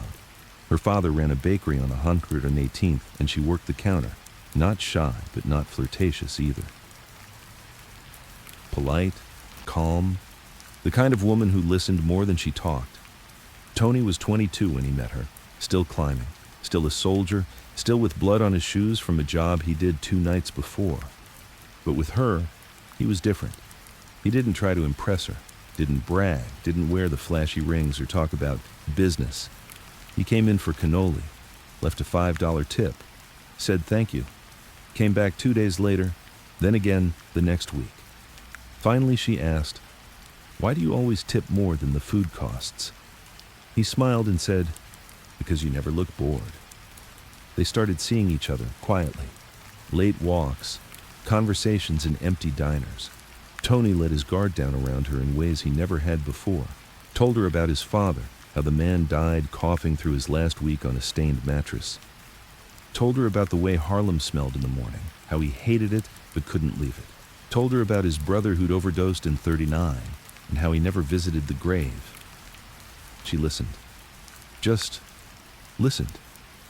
And for a minute, maybe 2, Tony believed he could live another life. A life where he wore different shoes, held different responsibilities, where his name meant something soft, not sharp. But that minute didn't last. One night, Elena walked into her father's shop and found a man bleeding on the tile floor. One of Tony's collectors, stabbed in the stomach.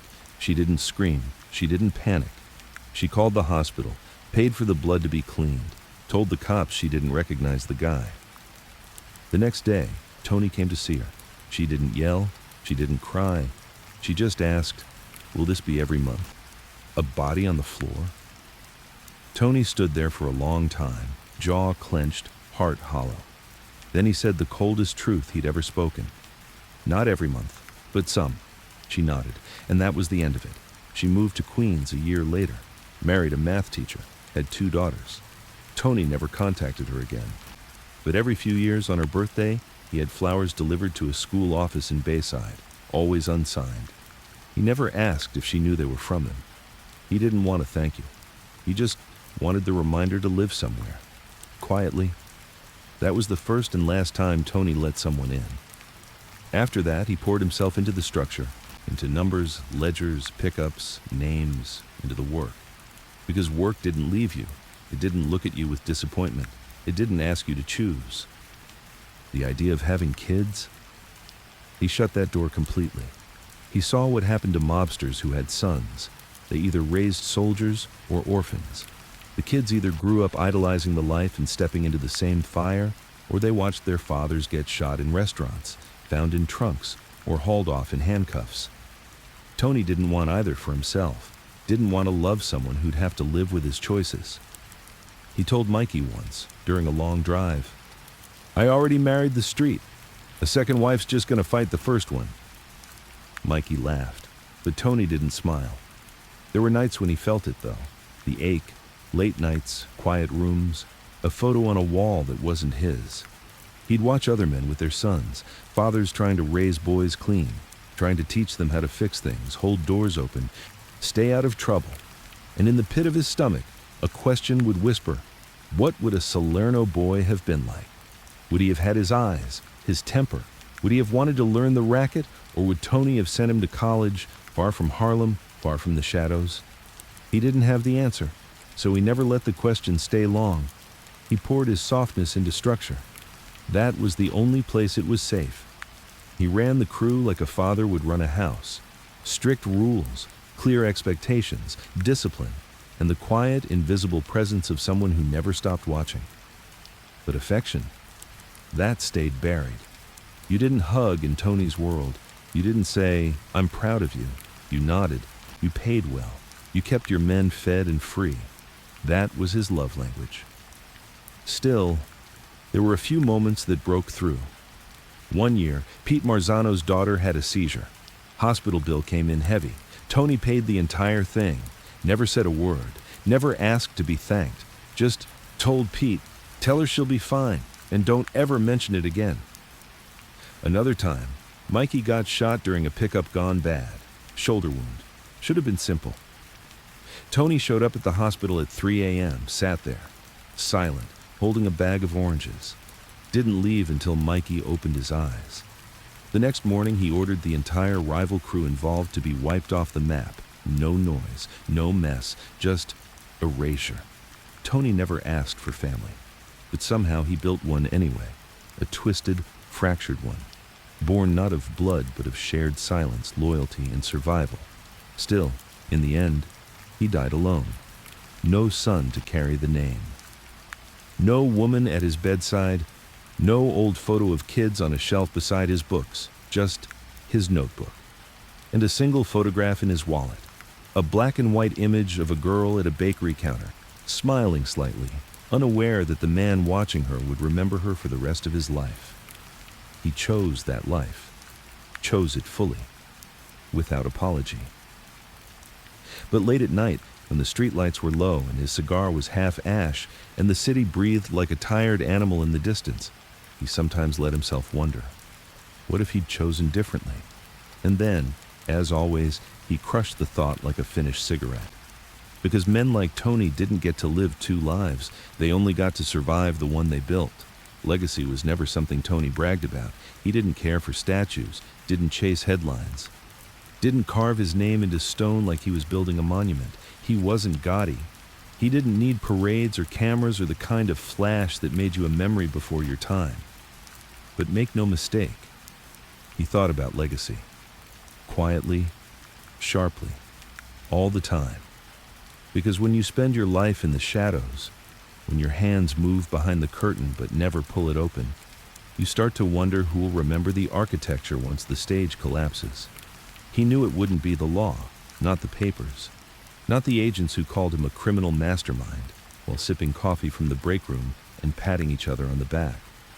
They'd write what they always wrote. Mob boss dies in prison. The kind of title that blinks across a screen for 5 seconds before disappearing beneath something louder, newer, more shocking. But that wasn't what bothered him. What bothered him was that they'd never understand what he actually built. To the world, Anthony Salerno was just another mobster, heavy-set, fedora-wearing, cigar-smoking, a walking cliché of old-school organized crime. But to those who really knew the inside, he was the architect of one of the most disciplined, profitable, and quietly efficient crime structures New York had ever seen. He didn't build it to be famous. He built it to last. Legacy, to Tony, wasn't about being admired. It was about being remembered right. He wanted his name passed around at backroom tables, not with fear, not with pity, but with respect. The kind of respect that didn't come from power alone, but from control. Because anyone could make a name by pulling a trigger. But not everyone could build something that worked long after they were gone. He once told Mikey, while watching construction crews pour concrete on a new parking garage he had partial ownership in, people think legacy is what's above ground, the signs, the names, the buildings.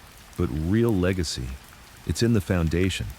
It's what doesn't move when the rest of the world starts shaking. He thought about this more and more after the commission case. Once the indictment came down and the headlines plastered his face as boss of the Genovese family, Tony knew the public would never see him the way he saw himself. Not as a caretaker, not as a stabilizer, not as a man who'd chosen discipline over chaos in a world addicted to noise. To the press, he was just another fat old crook. And that was the part that stung. Because he knew what he did. He knew what would have happened if he hadn't been in place. The street would have splintered. The greed would have taken over. Every upstart capo with a loud mouth and a quick trigger would have burned the whole thing down. But Tony, he held it together. He kept the old rules alive in a city dying to forget them. He never expected a statue, but he did want his name to be said quietly, with reverence, years after he was gone. Not in the headlines, in the rooms that mattered.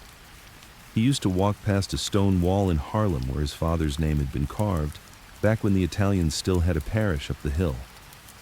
It was a memorial for men who'd gone to war, fought, died. He'd touch the stone sometimes, look at the dates. "That's a legacy," he once whispered. one no one questions. He never went to war, not the kind with uniforms and flags, but he fought his own. A war of control, silence, tension, and the casualties weren't counted in medals, they were counted in headstones with no names, cash bundles passed hand to hand, and decades of peace bought with fear. In the final stretch of his life, when the guards would wheel him into the sun for an hour a day, he'd just sit there, staring at the sky, as if he were looking for something no one else could see. Not heaven, not escape.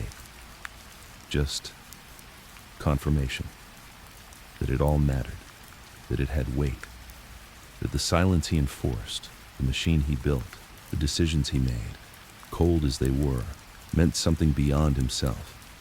He thought about the rules he made, not the street rules, the real ones.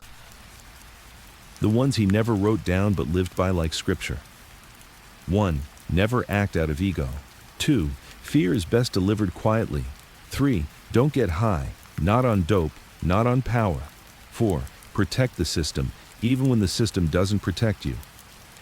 5. Don't lie to your people, let them lie to you first. 6. Never teach a lesson twice. 7. The moment you're seen, you've already lost. Those were the bricks of his legacy. He had no son to pass them to, no bloodline waiting to carry the Salerno name into the next decade. But in a way, that was his design. Because in this life, blood betrays, sooner or later. It always does. He left no one behind to inherit the spotlight, only a trail of whispered stories, told behind doors in low voices by men who understood the value of silence. Legacy wasn't what they wrote in books. It was what they didn't dare write, but remembered anyway. One day, a guard named Travis, young kid, maybe mid-20s, not long out of training, asked Tony something no one had asked before. They were alone. The sky outside was gray, one of those humid prison days when even the walls sweat. Travis leaned against the wall and asked, "Do you think it was worth it? Everything you built?" Tony didn't answer right away, just stared at the floor. His fingers shook a little, old nerves or maybe just the body letting go. Then he said, "What I built, it held for 40 years. You understand what that means?" The guard nodded slowly.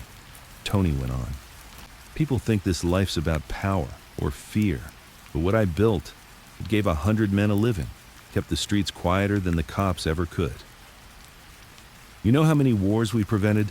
How many kids we kept out of the morgue because there was structure?" He turned to the guard. "They'll never write that part, but I will." He tapped the side of his head. "In here. That's where the real legacy lives, and if even 5 men remember it after I'm gone, it was worth everything." He knew the day would come when his name would fade from courtrooms, from FBI whiteboards, from newsprint. But in the streets, in those few corners of Harlem where the sidewalks still had cracks from old shootouts, where kids still passed each other packages wrapped tight, his name lingered. Not on plaques, not in photos, in how the street ran, quiet, fast, clean, exactly how Tony had always taught it. He wanted to be remembered by those who understood, not loved, not forgiven, just respected. For keeping order in a world designed to collapse. One of the last things he said to Mikey, during a rare visit before the stroke took his speech, was, "They'll bury me like I was a crook, but I ran this city better than any mayor ever did." And maybe he was right, because the city didn't cry when he died, but it paused, even if no one admitted it out loud. You could carry a gun, you could run numbers, you could make pickups, beat down junkies and collect envelopes from Harlem to the Bronx, but in Tony Salerno's crew, none of that made you loyal. Loyalty was not a job title, it was a behavior, a discipline, a test, repeated every day in silence, in actions you thought no one was watching. Tony never said it, but every man under his flag knew it. Loyalty wasn't about doing what you were told. It was about never needing to be told. He had a way of knowing. If you were the kind of man who could be trusted with weight, not just muscle, responsibility, pressure, silence, if you could carry it without folding, without talking, without looking for an exit the moment the lights dimmed, Tony never asked if a man was loyal. He watched. He watched how long you held eye contact when he spoke. He watched how your hands moved when money was on the table. He watched what you did when you thought he wasn't around. The test was constant, ongoing, and failing it didn't come with a second chance. He built his personal crew, his inner circle, not out of the toughest men or the flashiest. He chose the most stable, guys like Mikey Treno, who never flinched, never asked questions, never stepped outside the lines. Guys like Pete Marzano, who didn't even have a police record after 15 years of being in the thick of it. Because Tony believed the loudest men brought the most heat. The real killers, the real assets, made no noise at all. And once you were inside, there were rules, unspoken, strict, unbreakable. Rule 1, never speak his name in the street, not in restaurants, not in cars, not in whispers, not even in dreams. To the world, he was the old man, the Harlem chair, the guy with the hat. If you used his real name outside the back room, you were watched. If you said it more than once, you were done. One time, a collector, Ricky Spano, got caught saying Salerno's orders during a heated argument outside a pool hall. 2 weeks later, his body was found zipped into a mattress dumped behind a bar in Astoria. No bullet holes, no signs of struggle, just a clear message. You do not put the boss's name in the wind. Rule 2. No freelancing. You didn't take jobs on the side. You didn't moonlight for other crews. You didn't loan yourself out to guys from Brooklyn just because they flashed a little green. If you earned under Tony's roof, you ate under his roof. And if you tried to stretch that roof to cover side hustles, you found out real fast how cold the world felt without it. Rule 3. Never lie to the boss. Not even white lies, not even half-truths. Tony could forgive a mistake. He could clean up a mess. He could even look past a fumble if the man owned it. But a lie? That was a crack in the stone, and cracks only spread. He once told a captain, "I can fix what you break. I can't fix what you hide." Of course, betrayal didn't always come in the form of words. Sometimes it was slow disobedience, a man showing up late, a soldier pocketing just a little extra from the take, a lieutenant using Tony's name to intimidate locals without permission. Each time, Tony waited. He didn't react out of emotion. He let them build a case against themselves, let them feel safe long enough to forget they were being watched. And when he moved, it was quiet, cold, permanent. He handled betrayal like a surgeon, not a butcher. No messages, no body parts on doorsteps, just disappearance. Sometimes they were given the opportunity to leave the country. Sometimes they were buried so deep in the ground, the only people who remembered them were their mothers, and even they stopped asking questions after a while. But every hit was signed with the same signature. No witnesses, no rumors, no second act. Tony told his crew early on, "I'd rather be feared by 10 good men than worshipped by 1,000 fools." And he meant it. He didn't want yes men. He wanted disciples of structure, men who would enforce the rules with the same precision he did, men who understood that loyalty wasn't a favor, it was a way of life. Loyalty also meant you protected the brand. The Genovese name wasn't to be thrown around. You didn't threaten with it. You didn't use it to get free drinks. You didn't sleep with girls and brag about who you worked for. The crew was sacred. Tarnish it, and you tarnished yourself. Tony once beat a soldier half to death, not for stealing, not for skimming, but for talking too much at a party. The man had gotten drunk, told a girl he was one of Salerno's top guys, said it with pride, said it with slurred confidence and a clink of a glass. The girl. She was the niece of a detective. Next morning, that soldier woke up with a face full of broken teeth and no job. Tony visited him in the hospital and said, "Your mouth was too loud for your brain. Now they match." That's how it worked. No yelling, no big speeches, just cause and effect. You were either loyal or you were gone. And loyalty wasn't just tested in business. It was tested in how you handled time. Tony had a strict rule about jail. If you got pinched doing his work, he took care of your family. Rent, food, lawyers. But you had to keep your mouth shut. If you cracked, if you asked for deals, if you hinted at flipping even once, the pipeline dried up. Wives were cut off. Kids went hungry. And you were marked. Not always for death, sometimes worse, for erasure. Tony believed death was mercy. Real punishment was living with the knowledge that you weren't worth remembering. And when a man did his time right, he came home to envelopes, protection, opportunity. There was a party, small, no noise, but full of respect. Because if you did the time without breaking, you were family forever. One guy, Gino Morone, did 9 years on a robbery charge. Never gave a name, never took a deal. When he got out, Tony gave him a bar in the Bronx, cash up front, no debt, full control. When asked why, Tony said, "He lost time so we could keep moving." You don't forget a man like that. But even in a world built on loyalty, Tony knew one thing better than anyone. It doesn't last forever. Because every crew gets a traitor, every family has a Judas, and every man faces the moment where trust is tested by desperation. Tony didn't fear that. He prepared for it. He had exit plans, shadow banks, codes, trusted enforcers who didn't blink at removing weak links.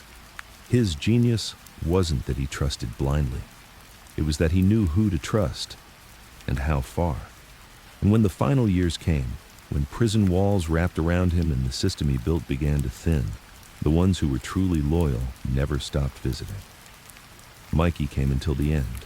Pete wrote letters. Even Dominic D'Angelo, the numbers man, sent cash envelopes to the old man's prison canteen, no name attached, because they remembered. Not the fear, not the headlines, but the structure, and the man who kept it sacred. You don't cage a man like Tony Salerno with just a badge and a warrant. You don't take down a kingdom built on silence with a press conference and a few subpoenas. If you want to bring down the architect, you need time, obsession, and a machine bigger than anything one man could ever imagine. That machine? It wasn't just the FBI. It was the United States government. It started slow. A whisper here, a pattern there, a tail on a car that turned left when it didn't need to, a wiretap that caught a grunt talking too loud at a corner table in a pizzeria. It didn't matter that Tony wasn't in the room. It didn't matter that he never signed a check or picked up a phone. What mattered was his name kept showing up in conversations where fear followed. The feds called it Operation Genovese at first, just another case. Another mob investigation stacked on a long list, but it turned into something bigger, something historic, the commission case. It was the early 1980s, and after decades of embarrassment, frustration, and quiet losses, the FBI had grown tired of chasing mobsters in circles. They realized something important. You don't hit the Mafia one family at a time. You go for the head, all of them. The 5 families, the commission, the silent government under New York streets, and the man at the top, at least the man they could see, was Fat Tony. Vincent the Chin Gigante was too slippery. He played crazy better than half the psych ward patients in Bellevue. He mumbled, wore bathrobes in public, took walks in slippers, pretended not to know what day it was, what year it was, who the president was. He was a ghost, wrapped in a lie. And the courts couldn't touch him. Doctors wrote evaluations, judges delayed hearings. It was genius in its own twisted way. But Salerno? Salerno was solid, present, predictable. He dressed like a boss, ate like a boss, sat in his chop house like a man who didn't think anyone could move him. That made him the perfect target. They bugged everything. Apartments, phones, clubs, bars. They planted wires in salt shakers and behind picture frames. They paid doormen, flipped drivers, pushed bookies with priors to wear wires under their shirts. The Palace Chop House was swept weekly. Still, the FBI found another way. They bugged a side apartment 2 doors down, where meetings happened on Thursdays. They planted a mic behind a vent. And for 6 months, they listened to ghosts talk about the structure of the 5 families like it was a corporate board meeting. Not one gun was drawn, no blood spilled. But they had voices. And those voices, they gave names. Tony didn't speak much in those meetings. He never did. But when he did, it mattered. He spoke with precision, clear, clipped language, no slang, no emotion, just business. And the agents listening, they leaned in like churchgoers. The because this wasn't a soldier talking. This was a boss handing down law. The commission trial became the biggest organized crime prosecution in American history. It wasn't just Tony. The feds went after everyone: Paul Castellano, Carmine Persico, Philip Rusty Rastelli, Anthony Corallo, Lucchese, Gambino, Colombo, Bonanno, Genovese, all of them. The theory was simple. The Mafia is a single enterprise, a national criminal organization, and the commission is its board of directors. They framed it like a corporation, and in that metaphor, Tony was a sitting CEO. But Tony never gave them the satisfaction. He was indicted on 39 counts of racketeering, extortion, and conspiracy, facing hundreds of years in federal prison. And when they asked for a statement, he just looked at the cameras and said, "I'm a retired real estate investor. Anything else is a fairy tale." He sat in court with his trademark fedora, looking bored, like he was watching paint dry. He didn't shout, didn't complain, didn't even blink when they played tapes of his voice discussing turf disputes and profit percentages. Because in his mind, they didn't know the half of it. The prosecutors came hard. Rudy Giuliani led the charge, standing in front of maps and charts like he was teaching a business seminar. He called the Mafia a cancer on New York. He said Salerno was the face of organized crime. But for every hour Giuliani ranted, Tony sat calmly, hands folded, face blank, because he knew how the game worked. The louder they screamed, the more desperate they looked. The FBI thought they were chasing monsters. What they were really chasing was a system of silence. And silence doesn't crack from pressure. It cracks from betrayal. That's how they made their case. Not from Tony's mouth, from others, flip after flip. Guys who'd spent years eating at Tony's table, now sitting in a courtroom, hands shaking, pointing fingers. Tony gave the order. I delivered the cash to his man. He ran Harlem, all of it. The feds built a mountain of testimony. Add that to the tapes, the documents, the tail reports, and the walls finally closed in. The trial lasted months. Each day, Tony showed up dressed like a man going to church, clean, calm, never a word out of place, and in every hallway conversation, the same question echoed, will he flip? But he never did, not once. Even his own lawyer was surprised. He took the weight like he expected it, the man said, because maybe he did. Maybe Tony had always known it would end like this, not with a bang, not with a bullet, but in a sterile courtroom, being buried in paper instead of dirt. He was convicted in 1986, sentenced to 100 years without parole. The judge called him a master manipulator of men, said he treated the streets like a personal chessboard. Tony said nothing in return, just nodded once. He was transferred to the Federal Medical Center in Springfield, Missouri, a place where aging gangsters went to fade quietly. Even there, agents kept watching, still convinced he was sending orders through coded letters, still trying to squeeze a confession from a man who had spent 40 years saying nothing at all. They'd read his mail, track his visitors, tap his phone calls with his lawyer, but they never got what they wanted, because Tony had already made peace with it. I built what I built, and I lived longer than anyone thought I would.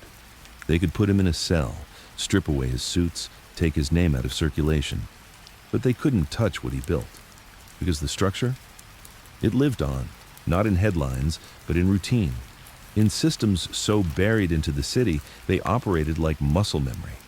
A bag picked up on 115th, an envelope dropped at a grocery store, a favor traded in silence between men who never made eye contact in public.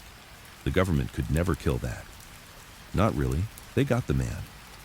But the machine? It kept breathing. Years later, after he died, a retired agent told a reporter, "We caged him, but we never broke him. He went to his grave holding the one thing we wanted most, confirmation."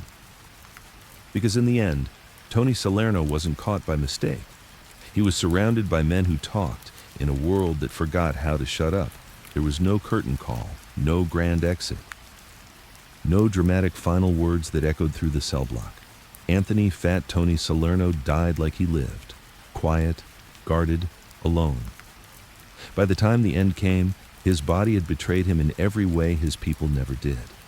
The same man who once strolled Harlem with a fedora and a cigar, who controlled millions without raising his voice, was now a hunched shell in a federal prison wheelchair, skin pale, hands trembling, voice little more than gravel in his throat.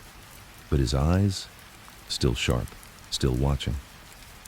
His room at the Federal Medical Center in Springfield wasn't much. A narrow bed, a small metal table, a lamp that flickered more than it glowed. There were no photos on the walls, no religious icons, no family visits marked on the calendar. He had two things: a half-used notebook filled with crooked handwriting, and a small transistor radio that only played jazz. That's what he wanted in the end. No television, no noise, just horns, bass lines, and a rhythm that didn't speak but always said something. He didn't talk much in those final months.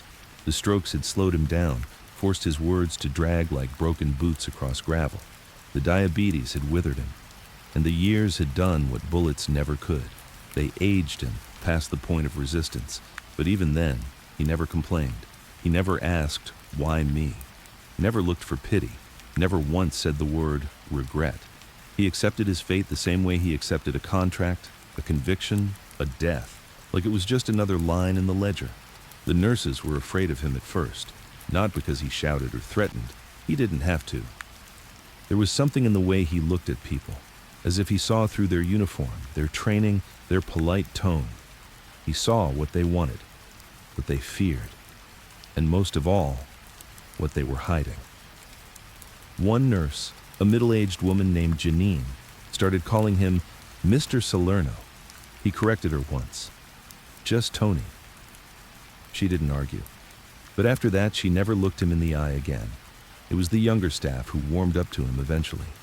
A guard named Travis brought him black coffee every morning, no sugar.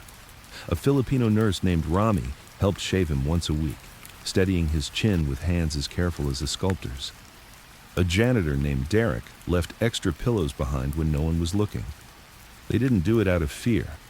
They did it out of something older. Respect, maybe. Or that strange sense you get when you know you're in the presence of someone who made history, even if it's the kind they don't teach in school.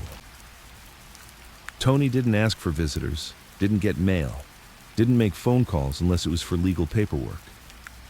Once a month, Mikey came, old now, gray hair, thick glasses, cane in one hand, but still sharp, still loyal.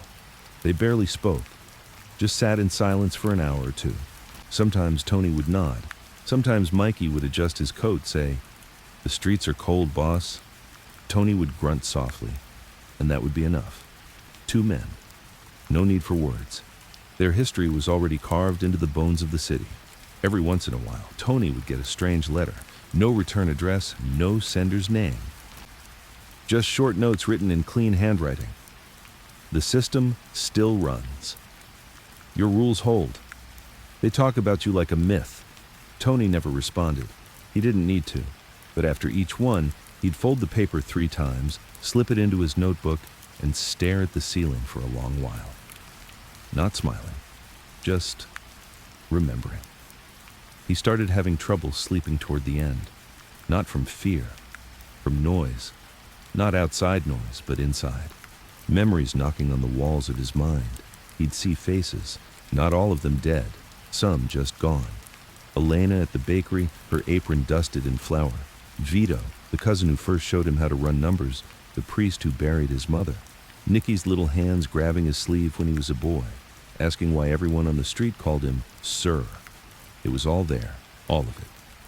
Like a movie on loop, but with no ending, just shadows. He asked for something strange in early March, a chessboard. He didn't play anymore, couldn't. His fingers shook too much, but he wanted it set up, all the pieces in place. King in the back row, pawns up front, knights flanking the bishop. He asked Rami to set it up every day, never let it fall into disorder. He never explained why, but every time he looked at it, his eyes went still, like he was studying something only he could see. Maybe he saw himself in the king, not the most powerful piece, just the one everyone wanted to trap. There were nights the pain got bad, arthritis, the slow shutdown of organs, the body's final rebellion. But Tony refused morphine unless it was unbearable. "Want to be awake," he muttered once. "Want to see it coming." What it was, he didn't say. But Rami thought maybe he meant death. Or maybe something worse, maybe being forgotten. 1 week before he died, Travis asked him again, "You scared?" Tony looked at him with those deadpan eyes, the same eyes that made killers flinch and prosecutors stutter. "I died a long time ago. This is just accounting." The last day came without warning. April 27th, 1992. Overcast sky. Light rain on the windows. The air smelled of bleach and old cotton. Tony didn't eat that morning, didn't speak, didn't move much. He just sat, hunched, staring at the chessboard. Then, just before lunch, he reached forward, slow, labored, and tipped the king over. Piece fell with a soft clack. That was the only sound. When the nurse came in 30 minutes later, he was gone. No drama. No gasps, just silence. Just Tony, eyes closed, head turned slightly toward the board. The bureau issued a short release. Anthony Salerno, 80, deceased from natural causes. No family listed, no services scheduled. Just like that, the last chess piece down. They cremated him. No funeral, no visitors, the ashes. No one knows. Some say Mikey took them. Others say they were thrown into the East River at night, under the bridge he used to walk across as a boy. Doesn't matter, he never wanted a grave. He used to say, "Graves are for people who need to be remembered by strangers. I already carved my name into people's lives." And he did. Not in monuments, not in textbooks, but in structure, in discipline, in the fear and order he left behind. Men still speak his name in back rooms, whispered, never shouted. They talk about how he kept things moving, how he never talked, how he never cracked, how he took the fall so the rest could stay in the shadows. That's legacy. Not what the world sees, but what never stops echoing. Tony's death didn't make the papers for more than a day. 1 column in the New York Times, 2 sentences on Channel 2. A passing mention on the radio between weather and traffic updates. No dramatics, no tribute, just an old man gone in prison. But the city felt it, not in headlines, not in mourning, in the way the air shifted, in the way the streets paused ever so slightly, in the way the silence changed shape. Because when a man like Fat Tony dies, the weight doesn't disappear, it redistributes, and the world he built starts looking for someone else to carry it. The Genovese family didn't collapse. Tony made sure of that. His structure was designed for longevity, not loyalty alone. By the time the prison bars closed around him in '86, his systems, collections, crews, bookmaking, policy, union control, had already been passed on. He left no throne to fight over, no power vacuum to fill. What he left was infrastructure. That was his genius. He never ruled from above. He ruled through everything. Still, his absence was felt immediately. Not just in Harlem, but across all 5 boroughs. Because Tony wasn't just a boss, he was a dam, a pressure point, the one man who held things together when tempers flared and rivalries simmered. He didn't keep the peace with words, he kept it with balance, with rules everyone followed because they knew he followed them too. Without him, that balance started to shift. The Bronx crews moved first. 2 younger captains, sensing opportunity, started pushing further downtown, carving new territories from abandoned fronts Tony had kept dormant. Quiet operations turned noisy. Smash and grab collections replaced discreet pickups. Dope crept back into neighborhoods Tony had kept clean for decades. At first, no one said anything, out of respect. But respect has a short shelf life in a business built on fear and profit. By summer of '93, the Bronx and Harlem were teetering toward a quiet war. The Chin, Vincent Gigante, was still breathing, still pretending to be crazy, still playing his game from behind hospital curtains and bathrobes. But everyone knew he wasn't what he used to be. He didn't hold Tony's type of discipline. He ruled through deception, not through order. He didn't build. He hid. And without Tony acting as the front, the true face of discipline, cracks formed fast. Capos started ignoring old boundaries. Mid-level guys made deals without approval. Bookies started keeping extra points, knowing there was no old man at the window anymore to call them in at dawn. The Lucchese saw the gap too. They'd always kept a respectful distance from Tony's neighborhoods. But now, they moved in, slowly, carefully, but unmistakably. A card game here, a dope line there, a collector on a corner that wasn't theirs. Back in the day, Tony would have sent one man to talk. And if that didn't work, he'd send none, just the message. Now, nobody sent anything, and the silence without teeth is just an invitation.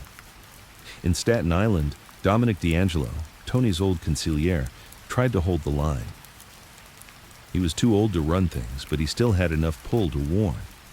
He called a quiet sit-down with 3 Genovese capos, brought out Tony's old notebook, laid it on the table, didn't say much, just opened to a page marked with a red thread. 7 rules, handwritten, uneven from stroke damage, but still legible. Dominic read them aloud. No outbursts, no noise, no dope, no freelancing. Protect the system. Don't lie, never teach a lesson twice. Then he closed the book. You forget these and we're not the family anymore. We're just another gang with a name. They listened, for a while. But order built on memory fades fast. By '94, the younger generation, the Mirror Boys, as Tony once called them, started making plays. They didn't care about structure. They wanted flash, wanted cars, chains, models, and clubs.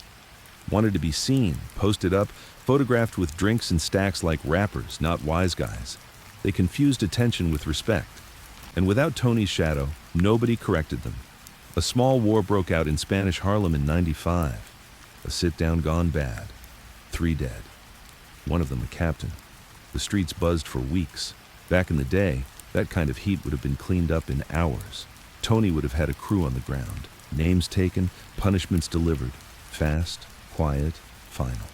But now, the dust lingered. People asked questions. Cops circled longer. In prison yards across the country, older wise guys nodded knowingly when they heard the news. They all said the same thing in different ways. The old man kept us safer than we ever knew. Tony had never needed to be everywhere.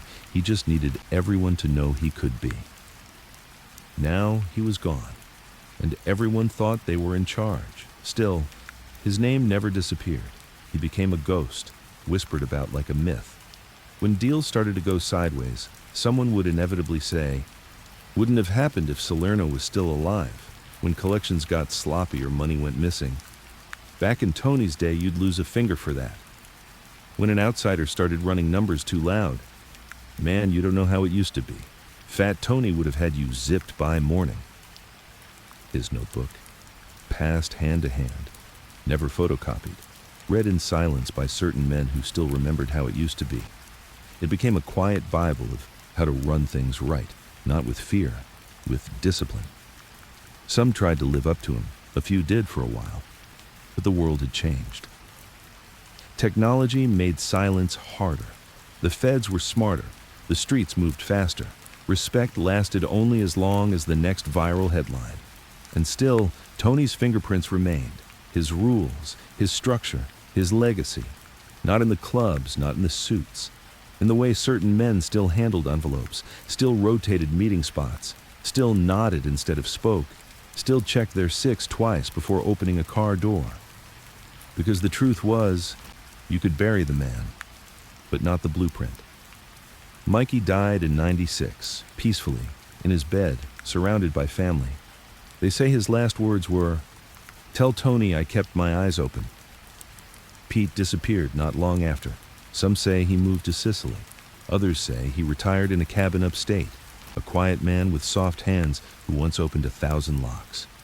Dominic died in 2001. His funeral was small. But every man in attendance wore gray. No loud colors. A silent nod to the old man who taught them that attention gets you killed. In 2005, a young buck running numbers out of the Bronx tried using Salerno's name to shake down an old bookmaker. Told the guy, "This corner still belongs to Fat Tony." Word got around. Someone made a call. The kid disappeared. Because even from the grave, Tony's name still carried a warning. Not because of violence, because of what it meant. He was gone. But he wasn't. The chop house? Still there. New name, new owners, but if you look close, real close, you can still see the outline where the old safe was bolted to the floor. Still smell the smoke in the wallpaper when the sun hits it right. Harlem changed, but in the cracks of the sidewalk, in the rhythm of street traffic, in the cautious glance of a man making a quiet pickup, you can still feel him. The city never stopped moving. Even long after Tony's death, New York breathed like it always had. Loud, crowded, tense, alive. The cabs still honked. The trains still rattled underground like steel monsters. Harlem still sang its mix of gospel and gunshots, of quiet hustle and noisy failure. Nothing stood still. But somewhere in that chaos, Tony Salerno lived on. Not in stone, not in memorials. In memory, in structure, in silence.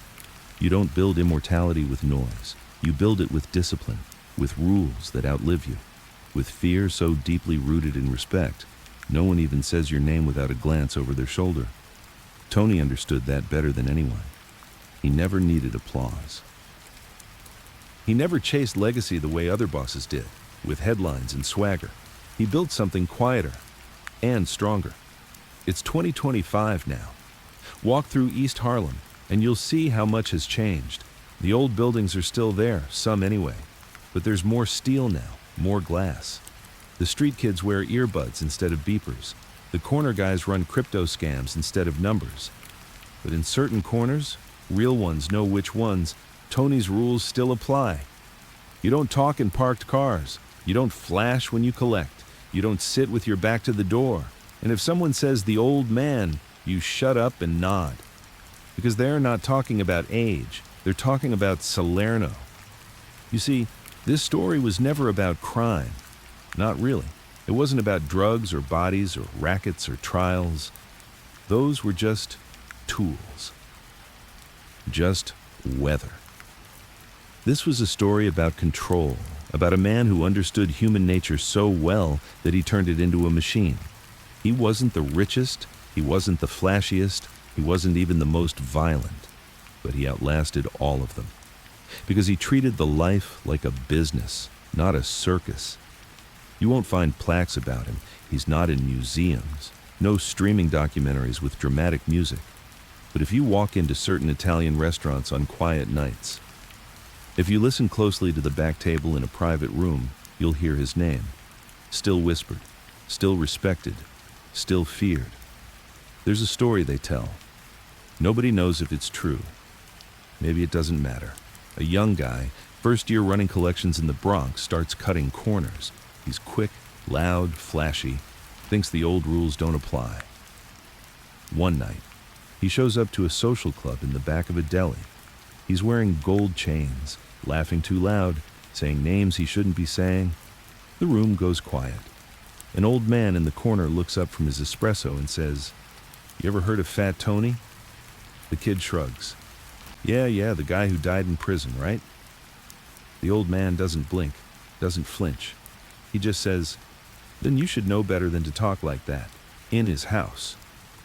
No threats, no yelling. Just that sentence. The kid left. 2 weeks later, he's working in a warehouse in Jersey. Not dead, not vanished, just corrected. That's the thing about Tony's world. Sometimes a whisper hits harder than a bullet. There are guys now, third-generation street hands, who never met him, never even saw a picture. But they know the rules. They know the feeling. They run their crews like he did, even if they don't realize who they're copying. Because when something works that well, it becomes the default. Even some of the FBI agents who chased him, old now, retired, drinking coffee on porches in Florida. They talk about him with a strange kind of respect. One of them once said in an interview, we got him in court, put him in a cell, but we never cracked him. The guy was a vault. In the end, we realized he didn't just run a crime family. He ran it like a system. And you don't beat a system. You just hope it forgets you. But systems don't forget. They replicate. And Tony's system? It's still out there.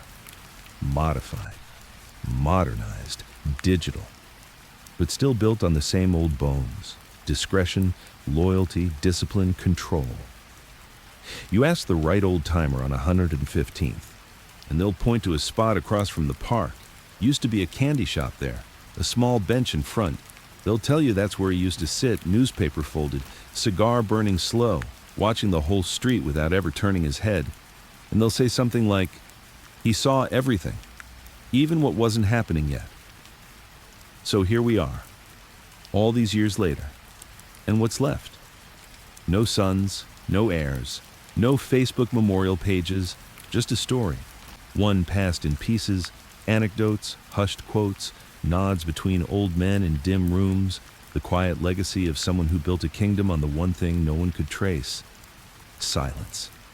He never said, "I love you" to the streets, but he gave them everything: his youth, his strength, his mind, and in return, they gave him what mattered most: a name that never had to be shouted.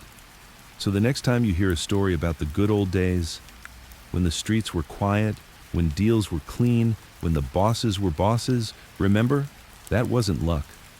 That was Fat Tony,